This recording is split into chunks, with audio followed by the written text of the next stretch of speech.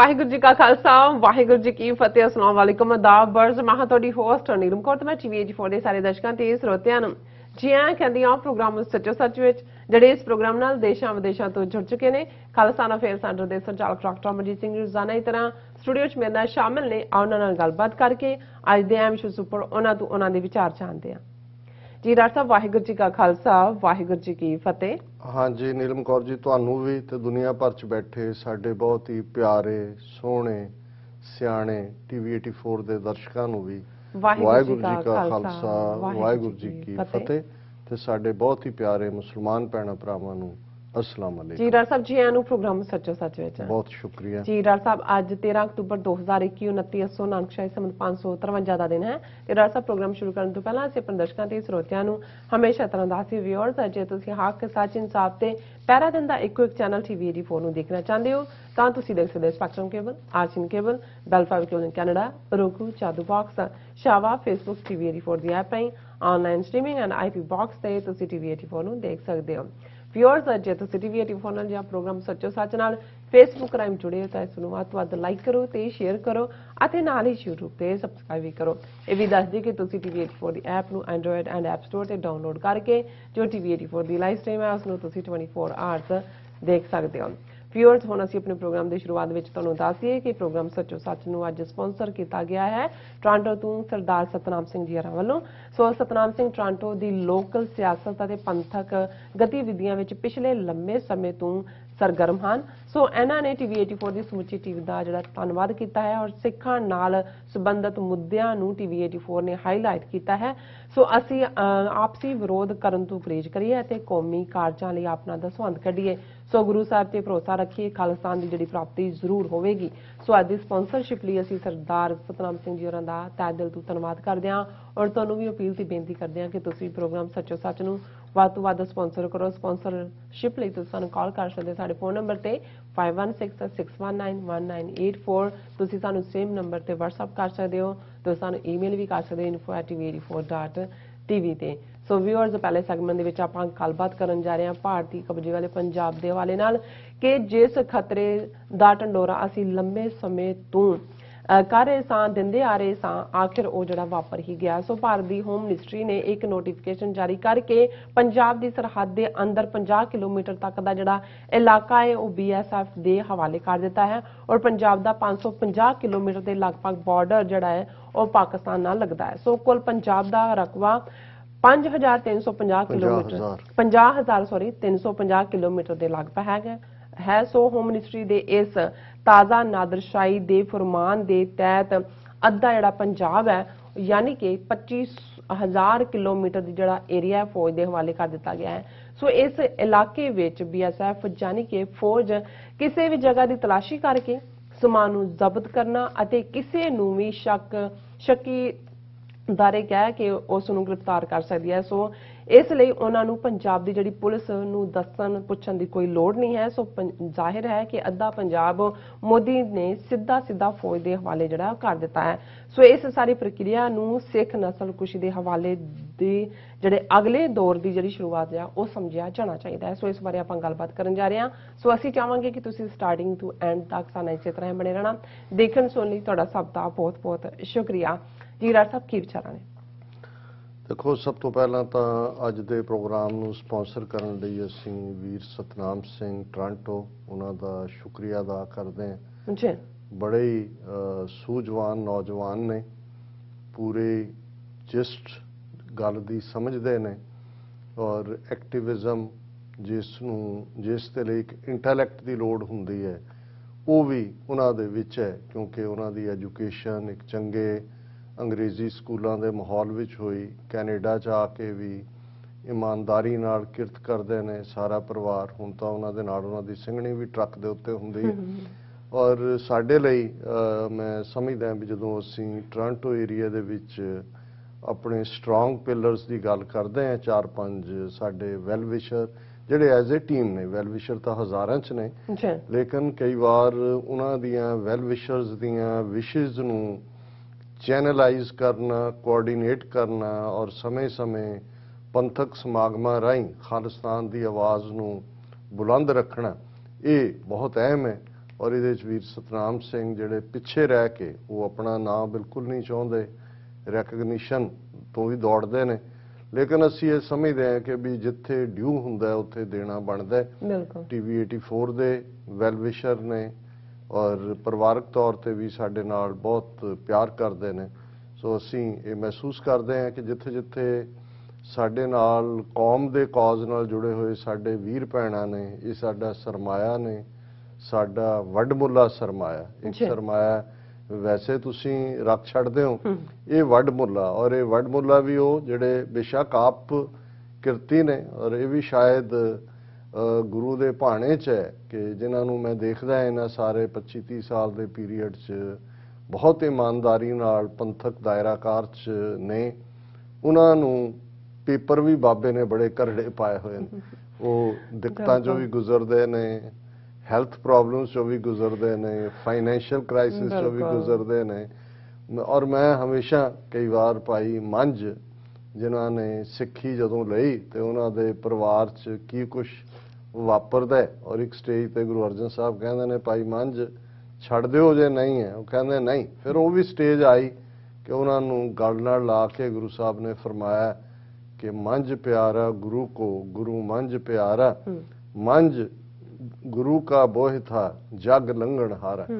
ਸੋ ਸ਼ਾਇਦ ਇਹ ਇੱਕ ਦੂਸਰੀਆਂ ਟ੍ਰੈਡੀਸ਼ਨਸ ਵੀ ਹੈ, ਮਜ਼ਹਬੀ ਟ੍ਰੈਡੀਸ਼ਨਸ, ਕਿ ਜਿਹੜੇ ਸੱਚ ਦੇ ਰਸਤੇ ਤੇ ਤੁਰਦੇ ਨੇ ਉਹ ਤਾਂ ਵੈਸੇ ਹੀ ਅਸੀਂ ਕਹਿੰਦੇ ਹਾਂ ਕਿ ਭਾਈ ਇਹ ਔਖਾ ਰਸਤਾ ਹੈ, ਉਹ ਮੁਸ਼ਕਲਾਂ ਚੋਂ ਗੁਜ਼ਰਦੇ ਨੇ, ਪਰ ਨਾਲ ਦੀ ਨਾਲ ਰੱਬ ਵੱਲੋਂ ਵੀ ਫਿਰ ਸਖਤ ਤੋਂ ਸਖਤ ਜਿਹੜੇ ਨੇ ਉਹ ਪੇਪਰ ਪਾਏ ਜਾਂਦੇ ਨੇ, ਔਰ ਉਹਨਾਂ ਦਾ ਪੁੱਗਣਾ ਹੀ ਜਿਹੜਾ ਇਹ ਸ਼ਾਇਦ ਇਨਸਾਨੀ ਜੀਵਨ ਦੀ ਸਫਲਤਾ ਵੀ ਹੈ। ਲੇਕਿਨ ਇਹੀ ਪਰਖ ਵੀ ਹੁੰਦੀ ਹੈ। ਅਦਰਵਾਈਜ਼ ਜੇ ਸੱਚ ਦੇ ਰਸਤੇ ਤੇ ਤੁਰਨਾ ਕੇਕ ਵਾਕ ਹੋਏ ਤਾਂ ਫਿਰ ਤਾਂ ਕੇਕ ਦੇ ਵਿੱਚ ਹੀ ਡਿਗੇ ਹੋਣ ਸਾਰੇ। ਕਿੰਨੇ ਤੁਸੀਂ ਤੁਹਾਡਾ ਕੇਕ ਖਾਣ ਨੂੰ ਵੀ ਕਿੰਨੀ ਕੁ ਵਾਰੀ ਜੀ ਕਰਦਾ। ਸੋ ਅਸੀਂ ਸਮਝਦੇ ਹਾਂ ਵੀ ਇਹੀ ਜਦੋਂ ਗੁਰੂ ਸਾਹਿਬ ਨੇ ਫਰਮਾਇਆ ਕਿ ਇਹ ਰਸਤਾ ਭਗਤਾਂ ਕੀ ਚਾਲ ਨਿਰਾਲੀ, ਚਾਲਾਂ ਨਿਰਾਲੀ ਭਗਤਾਂ ਕੇਰੀ, ਬਿਖਮ ਮਾਰਗ ਚੱਲਣਾ, ਲੱਭ ਲੋਭ ਅਹੰਕਾਰ ਤਜ ਤ੍ਰਿਸ਼ਨਾ, ਬਹੁਤ ਨਾਹੀ ਬੋਲਣਾ, ਖੰਨਿਓ ਤਿੱਖੀ ਵਾਲੋਂ ਨਿੱਕੀ, ਏਤ ਮਾਰਗ ਜਾਣਾ, ਗੁਰ ਪ੍ਰਸਾਦੀ ਜਿਨ ਆਪ ਤਜਿਆ, ਹਰ ਵਾਸਨਾ ਸਮਾਣੀ, ਕਹਿ ਨਾਨਕ ਚਾਲ ਭਗਤਾਂ ਜੁਗੋ ਜੁਗ ਨਿਰਾਲੀ। ਨਿਰਾਲੇ ਦਾ ਮਤਲਬ ਇਹ ਹੈ ਦੁਨੀਆ ਨਾਲੋਂ ਵੱਖਰਾ ਹੋਣਾ, ਔਰ ਖੰਨਿਓ ਤਿੱਖੀ ਵਾਲੋਂ ਨਿੱਕੀ। ਇਸ ਰਸਤੇ ਤੇ ਤੁਰਨਾ ਇਵੇਂ ਹੀ ਹੈ ਜਿਵੇਂ ਖੰਡੇ ਦੀ ਡਬਲ ਐਜ ਸੌਰਡ ਦੀ ਧਾਰ ਤੇ ਤੁਰਨਾ ਹੋਏ, ਔਰ ਜੀਵਨ ਜਿਉਣਾ ਇਵੇਂ ਹੀ ਹੈ ਜਿਵੇਂ ਵਾਲੋਂ ਨਿੱਕੀ, ਕਿ ਇਹ ਪਰਖ ਜਿਹੜੀ ਹੈ ਵਾੜ ਤੋਂ ਵੀ ਨਿੱਕੀ, ਉਸ ਕਿਸਮ ਦੇ ਸੂਖਮ ਤੁਹਾਨੂੰ ਜਿਹੜੇ ਨੇ ਉਸ ਚੋਂ ਲੰਘਣਾ ਪੈਂਦਾ ਉਸ ਰਸਤੇ ਚੋਂ। ਸੋ ਅਸੀਂ ਵੀਰ ਸਤਨਾਮ ਸਿੰਘ ਜੀ ਦਾ ਬਹੁਤ ਸ਼ੁਕਰੀਆ ਅਦਾ ਕਰਦੇ ਹਾਂ, ਉਹਨਾਂ ਦੇ ਸਮੁੱਚੇ ਪਰਿਵਾਰ ਦਾ। ਤੁਸੀਂ ਬਿਲਕੁਲ ਠੀਕ ਕਿਹਾ ਕਿ ਬਹੁਤ ਵਾਰ ਖਤਰੇ ਦੀ ਘੰਟੀ ਤੁਹਾਨੂੰ ਨਜ਼ਰ ਆ ਰਿਹਾ ਹੁੰਦਾ ਹੈ ਕਿ ਕੁਛ ਨਾ ਕੁਛ ਵਾਪਰਨ ਵਾਲਾ ਹੈ। ਤੁਹਾਨੂੰ ਇਹ ਨਹੀਂ, ਕਿਉਂਕਿ ਦੁਸ਼ਮਣ, ਜਦੋਂ ਅਸੀਂ ਡੈਵਲ ਦੀ ਗੱਲ ਕਰਦੇ ਹਾਂ, ਸ਼ੈਤਾਨ ਦੀ ਗੱਲ ਕਰਦੇ ਹਾਂ, ਸ਼ੈਤਾਨ ਦਾ ਤਾਂ ਕੋਈ ਦੋ ਸਿੰਘ ਤਾਂ ਹੁੰਦੇ ਨਹੀਂ, ਉਹ ਤੁਸੀਂ ਉਡਾ ਵੀ ਦਿਓ ਚਾਰ ਨਿਕਲ ਆਉਂਦੇ ਨੇ। ਕਿਸ ਡਾਇਰੈਕਸ਼ਨ 'ਚ ਉਹਨੇ ਜਾਣਾ ਜਾਣਾ, ਉਹਨੇ ਕੀ ਕਰਨਾ ਹੈ, ਇਹ ਅਨਪ੍ਰੈਡਿਕਟੇਬਲ ਹੁੰਦਾ। ਲੇਕਿਨ ਤੁਸੀਂ ਜਿਸ ਨੂੰ ਆਲੇ ਦੁਆਲੇ ਸਾਂ ਦੀ ਆਵਾਜ਼ ਦੇਖੋ ਤੇ ਤੁਹਾਨੂੰ ਪਤਾ ਲੱਗ ਜਾਂਦਾ ਹੈ ਕਿ ਭਾਈ ਮੀਂਹ ਆਏਗਾ ਜਾਂ ਹਵਾ ਆਏਗੀ। ਸਮੁੰਦਰਾਂ ਦੇ ਨੇੜੇ ਜਿਹੜੇ ਰਹਿੰਦੇ ਨੇ ਉਹਨਾਂ ਨੂੰ ਜਦੋਂ ਬਿਲਕੁਲ ਸਮੁੰਦਰ ਸ਼ਾਂਤ ਹੋ ਜਾਏ, ਕੋਈ ਆਵਾਜ਼ ਨਾ ਹੋਏ, ਤੇ ਅਕਸਰ ਇਹ ਕਿਹਾ ਜਾਂਦਾ, ਅੰਗਰੇਜ਼ੀ ਦਾ ਫਰੇਜ਼ ਵੀ ਹੈ ਕਿ ਸਾਇਲੈਂਸ ਬਿਫੋਰ ਦਾ ਸਟਾਰਮ, ਕਿਉਂਕਿ ਅਦਰਵਾਈਜ਼ ਤਾਂ ਸਮੁੰਦਰ ਦੇ ਵਿੱਚ ਜਵਾਰ ਭਾਟਾ ਚੱਲ ਰਿਹਾ ਹੁੰਦਾ, ਉਹਦੀਆਂ ਤਰੰਗਾਂ ਨੇ ਉੱਪਰ ਗਿਆ, ਪਾਣੀ ਥੱਲੇ ਗਿਆ, ਫਿਰ ਇੱਕ ਮੌਕਾ ਐਸਾ ਆਉਂਦਾ ਕਿ ਬਿਲਕੁਲ ਸ਼ਾਂਤ ਹੋ ਜਾਂਦਾ। ਉਦੋਂ ਜਿਹੜੇ ਨੇ ਉਹਦੇ ਕੰਢਿਆਂ ਤੇ ਰਹਿਣ ਵਾਲੇ ਉਹਨਾਂ ਨੂੰ ਹੁੰਦਾ ਕਿ ਵੀ ਬਚਾਅ ਕਰ ਲਓ, ਹੁਣ ਤੂਫਾਨ ਆਏਗਾ।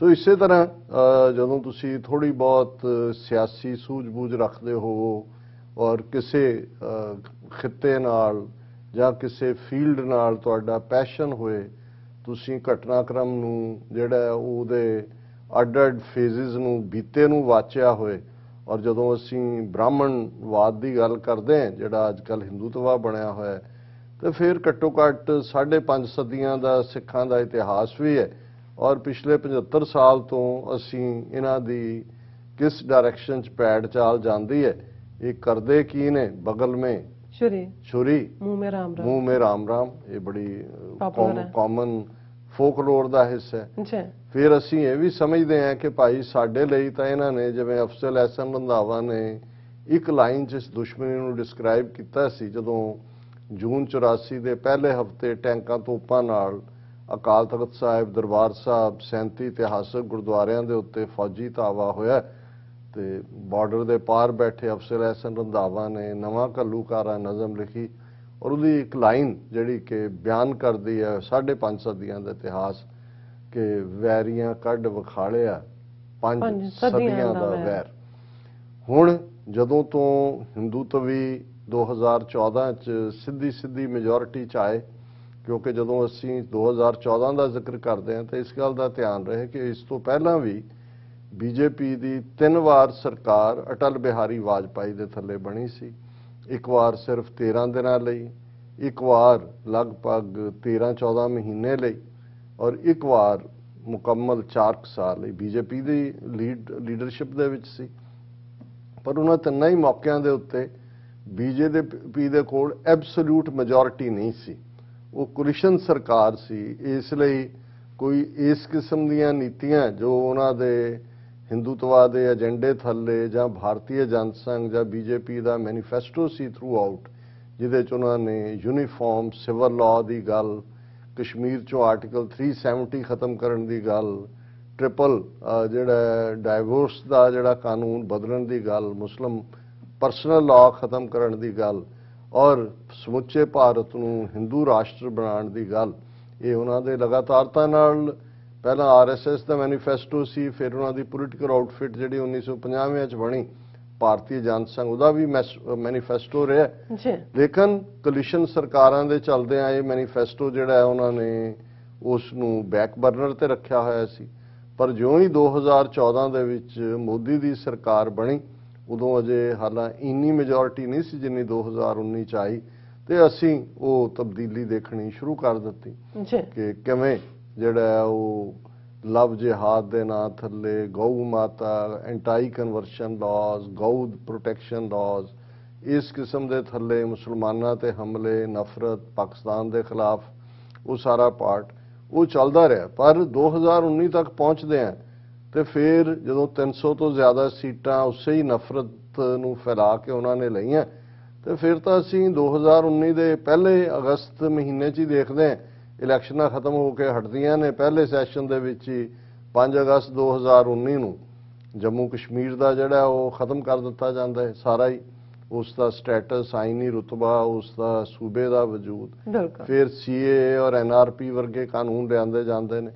सो ये अक्सर असी जिक्र करते हैं, लेकिन एक गल का ध्यान रहे कि इन्हां दोनों ही मौकों पर जदों 2014 च हिंदुत्व का रथ मोदी का भारत भर दे विच और बहुतियां नूं इस गल का रादर शॉकिंग अमेजमेंट हुई कि नॉर्थ ईस्ट, जदों असी नॉर्थ ईस्ट दीयां 7 स्टेटां की गल करते हैं जिन्हां नूं 7 सिस्टर्स कहा जाता है, जिन्हां दे विच आसाम, मिजोरम, नागालैंड, मणिपुर, त्रिपुरा, अरुणाचल प्रदेश, मेघालय वगैरह शामिल ने। तो इन्हां बारे तो अक्सर साडी भी यही परसैप्शन कि क्रिश्चियन स्टेट्स, ट्राइबल सोसाइटी और दूजी कोई हिंदुत्ववादी आसाम की थोड़ी बहुत बेल्ट जिहड़ी है, जिहड़ी बंगाल दे दा हिस्सा रही है, उहदे थोड़े बहुत हिंदुओं का प्रभाव रहा। लेकिन असामियां ने तो रेस्ट ऑफ इंडिया तो सैपरेट होने के लिए अपनी सैपरेटिस्ट मूवमेंट 84-85 पीरियड चलाई सी। सो ये सोचा भी नहीं सी जा सकता कि नॉर्थ ईस्ट दियां आलमोस्ट 7 दियां 7 स्टेटां दे उत्ते ही बीजेपी का कंट्रोल होएगा, जां उन्हां दी सीधी सरकार, जिवें आसाम च उन्हां दी मेजोरिटी और दूसरियां च कोलिशन दे नां थले उन्हां दा पार्ट, पर वो भी जिहड़ा होया पॉसीबल। इसे तरह साउथ दे विच वो तो पहले दौर च ही वड़ गए सी, करनाटका दे विच भी और आंध्रा दे विच भी कि उन्होंने अपनियां इंडिपेंडेंट सरकारां बनाईआं और गुजरात तो उन्हां दा पहली लैबोरेटरी सी। इसे तरह जिहड़ियां कांग्रेस रूल्ड स्टेट्स भी उन्होंने यूपी, मध्य प्रदेश वगैरह भी क्लीन स्वीप किया। लेकिन 2014 च जे उन्हां दा रथ रोकिया गया तो पंजाब दे विच ही रोकिया गया और उदों भी बेशक लाला केजरीवाल विचों निकल आए, 4 सीटां आम आदमी पार्टी ने लईआं। लेकिन इस कोई शक नहीं है ਕਿ ਮੋਦੀ ਦਾ ਜਾਦੂ ਜਾਂ ਹਿੰਦੂਤਵਾ ਦਾ ਰੱਥ ਰੁਕਿਆ, ਮੋਦੀ ਦਾ ਜਾਦੂ ਨਹੀਂ ਚੱਲਿਆ। 2019 ਤੱਕ ਪਹੁੰਚਦੇ ਆ, ਪਹਿਲੇ 5 ਸਾਲ ਤਾਂ 2014 ਤੋਂ 2019 ਦੇ ਵਿਚਾਲੇ ਜਿਹੜਾ ਲਾਈਨ ਉਹਨਾਂ ਦੀ ਸਿੱਖਾਂ ਪ੍ਰਤੀ ਬਾਹਰੀ ਤੌਰ ਤੇ ਤਾਂ ਉਵੇਂ ਹੀ ਰਹੀ ਕਿ ਵੀ ਜਿਵੇਂ ਉਹ ਵੈਲਵਿਸ਼ਰ ਔਰ ਦੂਸਰੀ ਤੀਸਰੀ ਲਾਈਨ ਹੈ, ਅਕਾਲੀਆਂ ਦੇ ਨਾਲ ਵੀ ਉਹਨਾਂ ਦਾ ਗੱਠਜੋੜ ਸੀ। ਪਰ 2019 ਤੋਂ ਬਾਅਦ ਤਿਉਰ ਮੁਕੰਮਲ ਤੌਰ ਤੇ ਬਦਲੇ। ਹਾਲਾਂ ਉਸ ਪੀਰੀਅਡ 'ਚ ਵੀ ਅਸੀਂ ਗੱਲ ਕਰਦੇ ਹਾਂ, ਗੁਜਰਾਤ ਦਾ ਚੀਫ ਮਿਨਿਸਟਰ ਹੁੰਦਿਆਂ ਵੀ ਮੋਦੀ ਨੇ ਕਿਵੇਂ 50,000 ਸਿੱਖ ਕਿਸਾਨਾਂ ਦਾ ਉਜਾੜਾ ਕੀਤਾ ਸੀ। ਲੇਕਿਨ 2019 ਤੋਂ ਬਾਅਦ ਤਿਉਰ ਬਿਲਕੁਲ ਬਦਲੇ ਔਰ ਉਸੇ ਦੌਰ ਦੇ ਵਿੱਚ ਅਸੀਂ ਦੇਖਦੇ ਹਾਂ ਕਿ ਕਿਵੇਂ 3 ਖੇਤੀ ਕਾਨੂੰਨ ਵੀ ਲਿਆਂਦੇ ਗਏ। ਇਹਦੇ ਬਾਵਜੂਦ ਕਿ ਬਾਦਲ ਅਕਾਲੀ ਦਲ ਭਾਈਵਾਲ ਸੀ, ਉਹ ਹਾਲਾਤ ਬਣ ਗਏ ਪੰਜਾਬ ਦੇ ਵਿੱਚ ਵੀ ਉਹਨਾਂ ਨੂੰ ਵੀ ਆਪਣਾ ਛੱਡਣਾ ਪਿਆ, ਪਰ ਉਹਨਾਂ ਨੇ ਕੋਈ ਪਰਵਾਹ ਨਹੀਂ ਕੀਤੀ। ਇੱਕ ਹੁੰਦਾ ਵੀ ਤੁਸੀਂ ਮਨਾਉਣ ਦੀ ਕੋਸ਼ਿਸ਼ ਕਰਦੇ ਹੋ 50 ਸਾਲ ਦੀ ਜਿਹੜੀ, ਕਿਉਂਕਿ ਉਹਨਾਂ ਨੇ ਮਿਥ ਲਿਆ ਸੀ ਕਿ ਭਾਈ ਇੱਕ ਉਹਨਾਂ ਨੇ ਵਿਕਟਰੀ ਗੁਜਰਾਤ 'ਚ ਮਾਰ ਕੇ ਮੁਸਲਮਾਨਾਂ ਨੂੰ ਕੱਢੀ ਸੀ, ਹਿੰਦੂ ਹਿਰਦੇ ਸਮਰਾਟ ਬਣਾਇਆ ਸੀ। ਫਿਰ ਉਹਨਾਂ ਨੇ ਪੁਲਵਾਮਾ, ਪਾਕਿਸਤਾਨ ਇਹ ਉਹ ਕੀਤਾ ਸਾਰਾ, ਔਰ ਮੁਸਲਮਾਨਾਂ ਦੇ ਖਿਲਾਫ ਨਫ਼ਰਤ। ਕਿ ਅਗਲਾ ਹੁਣ ਜਿਹੜਾ ਹੈ ਕਿ ਭਾਈ ਇਹ ਸਿੱਖ ਜਿਹੜੇ ਸਾਡਾ ਰੱਥ ਰੋਕ ਲੈਂਦੇ ਨੇ ਔਰ ਇਹੀ ਖੜੇ ਨੇ, ਕਸ਼ਮੀਰੀਆਂ ਦੇ ਨਾਲ ਵੀ ਖੜ ਗਏ, ਕਸ਼ਮੀਰੀ ਬੱਚੀਆਂ ਨੂੰ ਘਰੋਂ ਘਰੀ ਪਹੁੰਚਾਉਣ ਤੱਕ ਗਏ, ਸੀਏ ਦੇ ਖਿਲਾਫ ਵੀ ਖੜ ਗਏ। ਸੋ ਇਹ 2019 ਦੇ ਵਿੱਚ ਹੀ ਉਹਨਾਂ ਨੇ ਇਸ ਲਾਈਨ ਦਾ ਫੈਸਲਾ ਕਰ ਲਿਆ ਸੀ ਬਿਲਕੁਲ ਕਿ ਸਿੱਖਾਂ ਨੂੰ ਸਬਕ ਸਿਖਾਉਣਾ ਹੈ, ਜਿਹਨੂੰ ਕਈ ਸਿਆਣੇ ਸਿੱਖ ਇੰਟੈਲੈਕਚੁਅਲ ਜੈਨੋਸਾਈਡ 2 ਦਾ ਨਾਂ ਦੇ ਰਹੇ ਸੀ ਕਿ ਵੀ ਇੱਕ ਜੈਨੋਸਾਈਡ ਜੂਨ 84, ਨਵੰਬਰ 84, 84 ਤੋਂ 94, 95 ਤੱਕ, ਕਿਉਂਕਿ ਉਹ ਜੈਨੋਸਾਈਡ 1 ਦੇ ਹੀ 3 ਪਾਰਟ ਨੇ, ਜਿਹਦੇ 'ਚ ਕਿ ਟੋਟਲ ਵਾਰ ਜਿਹੜੀ ਉਹਨਾਂ ਨੇ ਡਿਕਲੇਅਰ ਕੀਤੀ ਉਹ ਪੰਜਾਬ ਦੇ ਵਿੱਚ, ਉਹ ਬੇਸ਼ੱਕ ਇੰਦਰਾ ਗਾਂਧੀ ਨੇ ਉਸ ਦੀ ਸ਼ੁਰੂਆਤ ਕੀਤੀ, ਰਾਜੀਵ ਗਾਂਧੀ ਨੇ ਕੰਟੀਨਿਊ ਕੀਤਾ ਔਰ ਈਵਨ ਚੰਦਰ ਸ਼ੇਖਰ ਔਰ ਵੀਪੀ ਸਿੰਘ ਵਰਗੇ ਜਿਹੜੇ ਨਾਨ ਕਾਂਗਰਸ ਹਕੂਮਤਾਂ ਸੀ ਉਹਨਾਂ ਦੇ ਵੇਲੇ ਵੀ ਜਾਰੀ ਰਹੇ। ਔਰ ਹੁਣ ਜਿਹੜੀ ਜੈਨੋਸਾਈਡ 2 ਦੇ ਥੱਲੇ 2019 ਤੋਂ ਬਾਅਦ ਅਸੀਂ ਵਰਤਾਰਾ ਦੇਖਿਆ, ਕਿਸਾਨ ਕਾਨੂੰਨ ਵੀ ਜਿਹਨੂੰ ਅਸੀਂ final steps towards economical genocide of the six ਕਹਿੰਦੇ, ਇਹ ਵੀ ਇਸ ਪੀਰੀਅਡ 'ਚ ਆਇਆ। ਔਰ ਅਸੀਂ ਇਹ ਦੇਖ ਰਹੇ ਹਾਂ ਕਿ ਕਿਵੇਂ ਬੇਸ਼ੱਕ ਇੱਕ ਇੰਟਰਨੈਸ਼ਨਲ ਪ੍ਰੈਸ਼ਰ ਦੇ ਬਿਲਟ ਹੁੰਦੇ ਆ, ਜਿਹੜਾ 9 ਨਵੰਬਰ 2019 ਨੂੰ ਕਰਤਾਰਪੁਰ ਸਾਹਿਬ ਦਾ ਲਾਂਘਾ ਪਾਕਿਸਤਾਨ ਇਸ ਹੱਦ ਤੱਕ ਗਿਆ ਓਬਲਾਈਜ਼ ਕਰਨ ਦੇ ਲਈ ਸਿੱਖ ਕੌਮ ਨੂੰ ਕਿ ਖੋਲ੍ਹਣਾ ਉਹਨਾਂ ਦੀ ਮਜਬੂਰੀ ਬਣ ਗਈ। ਲੇਕਿਨ ਜੇ ਤੁਸੀਂ ਦੇਖੋਗੇ ਕਿ ਮਾਰਚ ਸਿਰਫ ਨਵੰਬਰ ਤੋਂ ਮਾਰਚ ਤੱਕ ਹੀ ਖੁੱਲ੍ਹਾ ਰਹਿੰਦਾ 3-4 ਮਹੀਨੇ, ਔਰ ਜਿਹੜੀ ਗੁੱਡਵਿਲ ਪੈਦਾ ਹੁੰਦੀ ਹੈ ਇਹਨਾਂ ਨੇ ਉਸ ਨੂੰ ਸਟਾਪ ਕਰਨ ਦੇ ਲਈ ਮਾਰਚ ਤੋਂ ਲੈ ਕੇ ਹੁਣ ਅਕਤੂਬਰ 2021 ਆ ਗਏ, ਉਹਨਾਂ ਦੇ ਕੋਈ ਕੰਨਾਂ ਤੇ ਜੂੰ ਨਹੀਂ ਸਰਕੀ ਹੈ। ਇਹ ਬਰਾਬਰ ਚੱਲ ਰਿਹਾ ਸੀ ਔਰ ਇਹਦੇ ਨਾਲ ਨਾਲ ਕਿਵੇਂ ਸਿੱਖਾਂ ਨੂੰ ਬਦਨਾਮ ਕਰਨ ਦੀ ਲਾਈਨ ਇਨ ਬਿਟਵੀਨ ਗੁਰਦੁਆਰਿਆਂ ਤੇ ਕਬਜ਼ੇ, ਜਿਹੜੇ ਪਹਿਲੇ ਦੌਰ 'ਚ ਗਿਆਨ ਗੋਦੜੀ ਹਰਿਦੁਆਰ ਔਰ ਮੋਦੀ ਦੇ ਚੱਲਦਿਆਂ 2019 'ਚ ਮੰਗੂ ਮੱਠ ਉੜੀਸਾ ਦੇ ਵਿੱਚ, ਫਿਰ ਜਿਹੜਾ ਗੁਰਦੁਆਰਾ ਡੋਂਗਮਾਰ ਸਿੱਕਮ ਦੇ ਵਿੱਚ, ਇਹ ਸਾਰੇ ਵਾਕਿਆ ਨੇ। ਹੁਣ ਜਦੋਂ ਇਹ ਸਾਰਾ ਜਿਹੜਾ ਚੈਲੰਜ ਹੈ ਉਹ ਇੰਟਰਨੈਸ਼ਨਲ ਲੈਵਲ ਤੇ ਵੀ ਉਹਨਾਂ ਨੂੰ, ਜਿਵੇਂ ਕਿਸਾਨ ਮੁੱਦੇ ਦੇ ਉੱਤੇ ਸਿੱਖਾਂ ਨੇ ਇੰਟਰਨੈਸ਼ਨਲ ਲੌਬੀ ਕੀਤੀ ਔਰ ਲੇਟੈਸਟ ਜੋ ਮੋਦੀ ਦਾ 3 ਰੋਜ਼ਾ ਦੌਰਾ ਜਿਵੇਂ ਉਸ ਨੂੰ ਚੇਜ਼ ਕੀਤਾ, ਐਕਸਪੋਜ਼ ਕੀਤਾ ਔਰ ਇਸ ਵਾਰ ਉਹਦਾ ਝੂਠ ਵਿਕਿਆ ਨਹੀਂ ਹੈ। ਔਰ ਗੱਲ ਇੱਥੋਂ ਤੱਕ ਵੀ ਆਈ ਕਿ ਵਾਈਸ ਪ੍ਰੈਜ਼ੀਡੈਂਟ ਜਿਹੜੀ ਹੈ ਉਹ ਬੀਬੀ ਨੇ, ਕਮਲਾ ਹੈਰਿਸ ਨੇ, ਉਹਨੂੰ ਜਮਹੂਰੀਅਤ ਦਾ ਸਬਕ ਵੀ ਸਿਖਾਇਆ। ਔਰ ਲਖੀਮਪੁਰ ਖੀਰੀ ਜੋ ਘਟਨਾਕ੍ਰਮ 3 ਅਕਤੂਬਰ ਨੂੰ ਵਾਪਰਦਾ, ਉਸ ਤੋਂ ਬਾਅਦ ਜਿਵੇਂ ਇੱਕਦਮ ਆਵਾਜ਼, ਬੇਸ਼ੱਕ ਸਿੱਖ ਕੌਮ ਤਾਂ ਪਹਿਲਾਂ ਹੀ ਖੜੀ ਸੀ ਕਿਸਾਨ ਮੁੱਦੇ ਦੇ ਉੱਤੇ, ਲੇਕਿਨ ਅਸੀਂ ਥੋੜੀ ਤਬਦੀਲੀ ਦੇਖੀ ਕਿ ਭਾਰਤ ਦੇ ਵਿੱਚ ਵੀ ਇਹ ਆਵਾਜ਼, ਜਿਵੇਂ ਮਹਾਰਾਸ਼ਟਰ ਦੇ ਵਿੱਚ ਕਿਸਾਨਾਂ ਦੇ ਹੱਕ 'ਚ ਬੰਦ ਹੋਇਆ, ਕੇਰਲਾ ਤੱਕ ਦੇ ਕਿਸਾਨ ਵੀ ਆਉਣੇ ਸ਼ੁਰੂ ਹੋਏ। ਬੇਸ਼ੱਕ ਅਜੇ ਮਾਰਜਨਲ ਟਿਕਲਿੰਗ ਸੀ, ਲੇਕਿਨ ਖੁੱਲ੍ਹ ਕੇ ਜਿਵੇਂ ਕਾਂਗਰਸ, ਸੋਸ਼ਲਿਸਟ ਪਾਰਟੀ ਔਰ ਈਵਨ ਸ਼ਿਵ ਸੈਨਾ, ਉਹਨਾਂ ਨੇ ਲਖੀਮਪੁਰ ਦੀਆਂ ਘਟਨਾਵਾਂ ਦੇ ਉੱਤੇ ਜਿਹੜਾ ਉਹ ਸਿੱਖ ਕਿਸਾਨੀ ਦਾ ਸਾਥ ਦਿੱਤਾ ਹੈ। ਔਰ ਹੁਣ ਇਸ ਸਭ ਦੇ ਚੱਲਦੇ ਆ ਅਸੀਂ 2 ਦਿਨ ਪਹਿਲਾਂ ਵੀ ਇਹ ਕੀਤਾ ਸੀ ਕਿ ਵੀ ਜਿਹੜੇ ਇਹ ਐਕਸਪੈਕਟ ਕਰਦੇ ਨੇ, ਕਈਆਂ ਨੂੰ ਹੋਇਆ ਜੀ ਕੈਪਟਨ ਅਮਰਿੰਦਰ ਵਿਚੋਲਗੀ ਕਰੇਗਾ, ਦੂਜਾ ਜੇ ਅਸੀਂ 2 ਦਿਨ ਪਹਿਲਾਂ ਇਹ ਕਹਿ ਕੇ ਹਟੇ, ਕੱਲ ਦੇ ਪ੍ਰੋਗਰਾਮ 'ਚ ਵੀ ਸੀ ਕਿ ਬੀਜੇਪੀ ਬਿਲਕੁਲ ਜਿਹੜੀ ਹੈ ਉਹ ਯੀਲਡ ਤਾਂ ਦੂਰ ਦੀ ਗੱਲ, ਉਹ ਇਹਨੂੰ ਵਰਸਟ ਹੱਦ ਤੱਕ ਲਿਜਾਏਗੀ। ਅਸੀਂ ਕਿਹਾ ਹੈ ਕਿ ਵੀ ਉਹ ਕਨਫਰੰਟੇਸ਼ਨ ਮੋਡ 'ਚ ਹੈ ਔਰ ਅਲਟੀਮੇਟਲੀ ਇਹਦੇ 'ਚੋਂ ਕੁਛ ਨਹੀਂ ਨਿਕਲਣਾ ਹੈ ਔਰ ਉਹ ਜਿਹੜਾ ਸਿੱਖਾਂ ਨੂੰ ਸਬਕ ਸਿਖਾਉਣਾ ਚਾਹੁੰਦੇ ਨੇ। ਔਰ ਉਹ ਫਾਈਨਲੀ ਜਿਹੜੀ ਅੱਜ ਦੀ ਖਬਰ ਸਵੇਰੇ ਉੱਠਦਿਆਂ ਹੀ ਸਾਰੇ ਇਲੈਕਟ੍ਰੋਨਿਕ ਔਰ ਪ੍ਰਿੰਟ ਮੀਡੀਆ 'ਚ ਸੀ ਔਰ ਅੱਜ ਸਾਰੇ ਪਾਸੇ ਇਸ ਦੀ ਚਰਚਾ ਹੈ।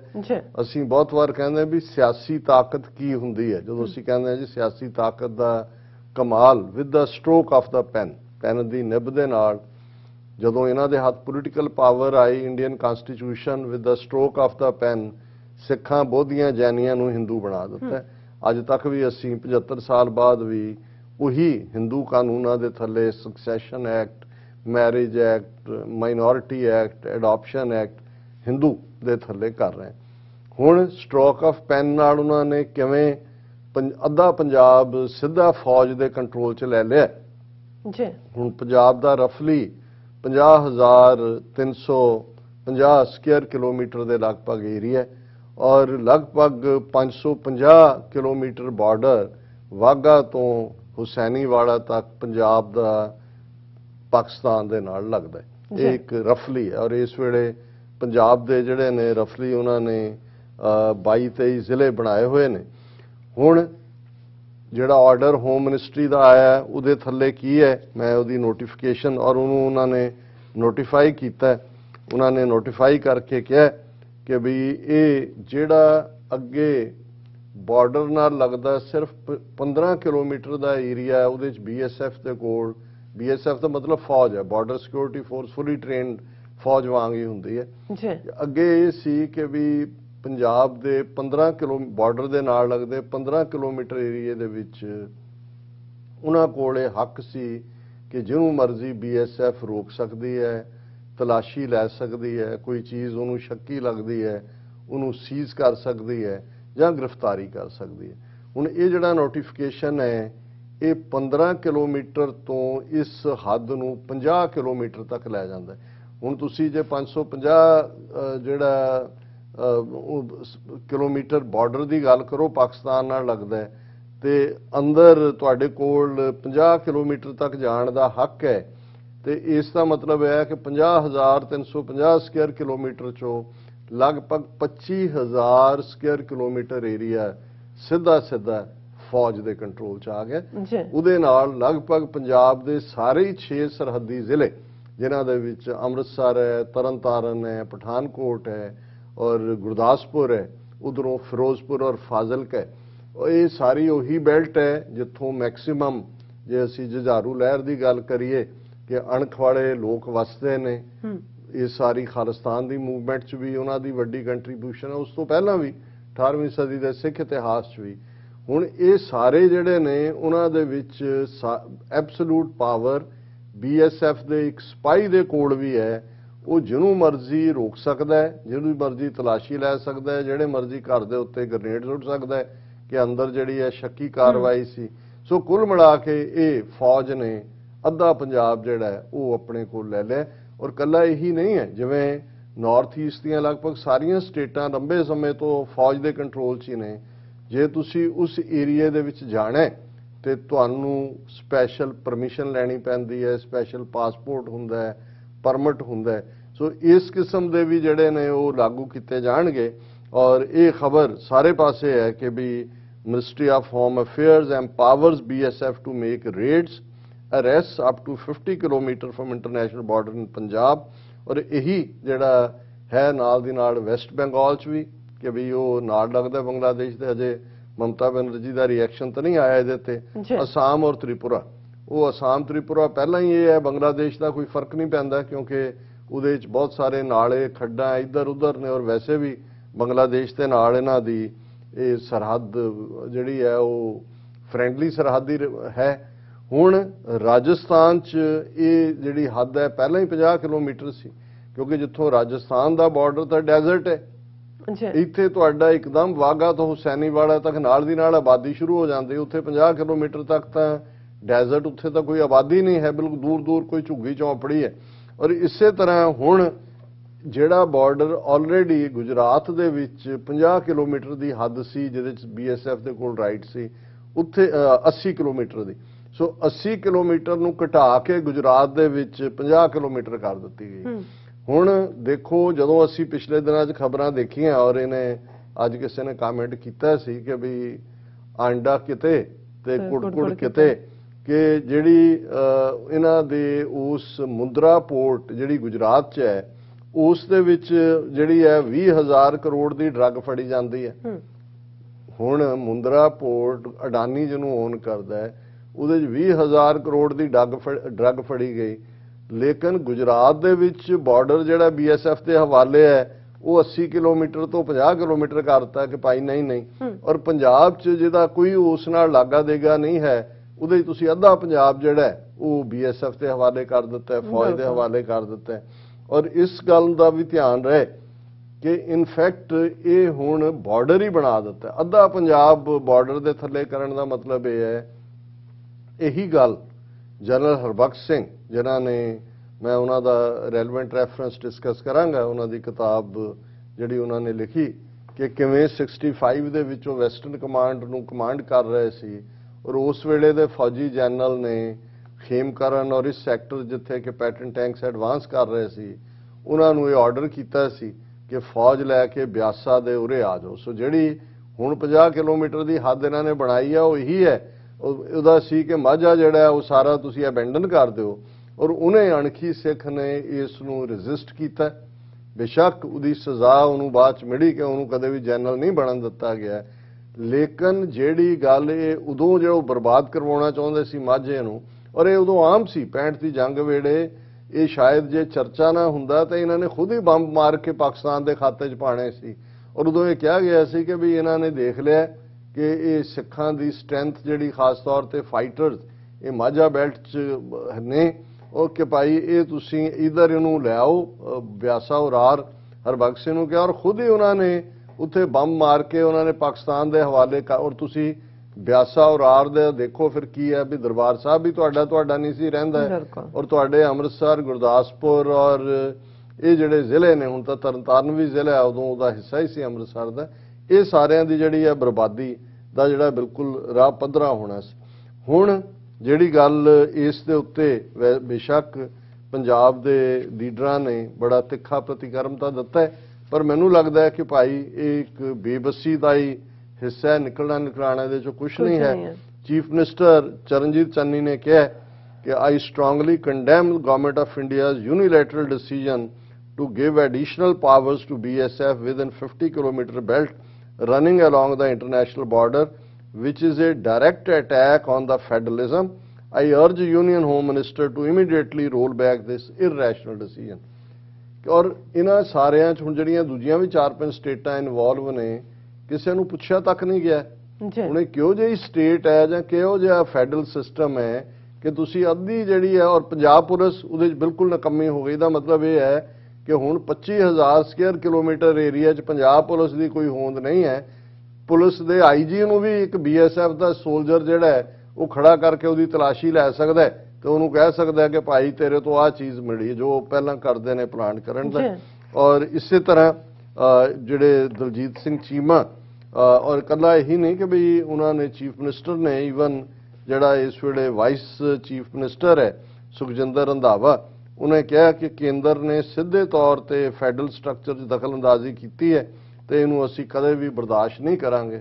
ਹੁਣ ਦੇਖਣਾ ਇਹ ਹੈ ਵੀ ਤੁਸੀਂ ਕੀ ਕਰੋਗੇ। ਉਹਨਾਂ ਨੇ ਤਾਂ ਕਰਤਾ ਹੈ, ਉਹਨਾਂ ਨੇ ਤਾਂ ਅੱਧਾ ਪੰਜਾਬ ਡਾਇਰੈਕਟ ਮਿਲਟਰੀ ਰੂਲ ਦੇ ਲੈ ਆਂਦਾ ਔਰ ਉਹਨਾਂ ਨੇ ਕਿ ਵੀ ਉਹਨੇ ਨਾਲ ਹੀ ਇਹ ਕਿਹਾ ਕਿ ਜੇ ਉਹਨਾਂ ਨੇ ਹੀ ਸਾਰਾ ਕੁਝ ਆਪਣੇ ਹੱਥ 'ਚ ਲੈਣਾ ਹੈ ਤੇ ਸੂਬਾ ਪੁਲਿਸ ਤਾਂ ਸਾਡੀਆਂ ਫੋਰਸਾਂ ਉੱਥੇ ਕਿਸ ਕੰਮ ਦੀਆਂ ਰਹਿ ਗਈਆਂ ਨੇ। ਔਰ ਇਹੀ ਗੱਲ ਜਿਹੜੇ ਉਹਨਾਂ ਦਾ ਦਲਜੀਤ ਸਿੰਘ ਰੰਧਾਵਾ, ਜਿਹੜਾ ਦਲਜੀਤ ਸਿੰਘ ਚੀਮਾ ਨੇ ਕਿਹਾ ਕਿ ਭਾਈ ਸਾਰਾ ਪੰਜਾਬ BSF ਹਵਾਲੇ ਕਰਨ ਦਾ ਇੱਕੋ ਜਿਹਾ ਯਤਨ ਹੈ।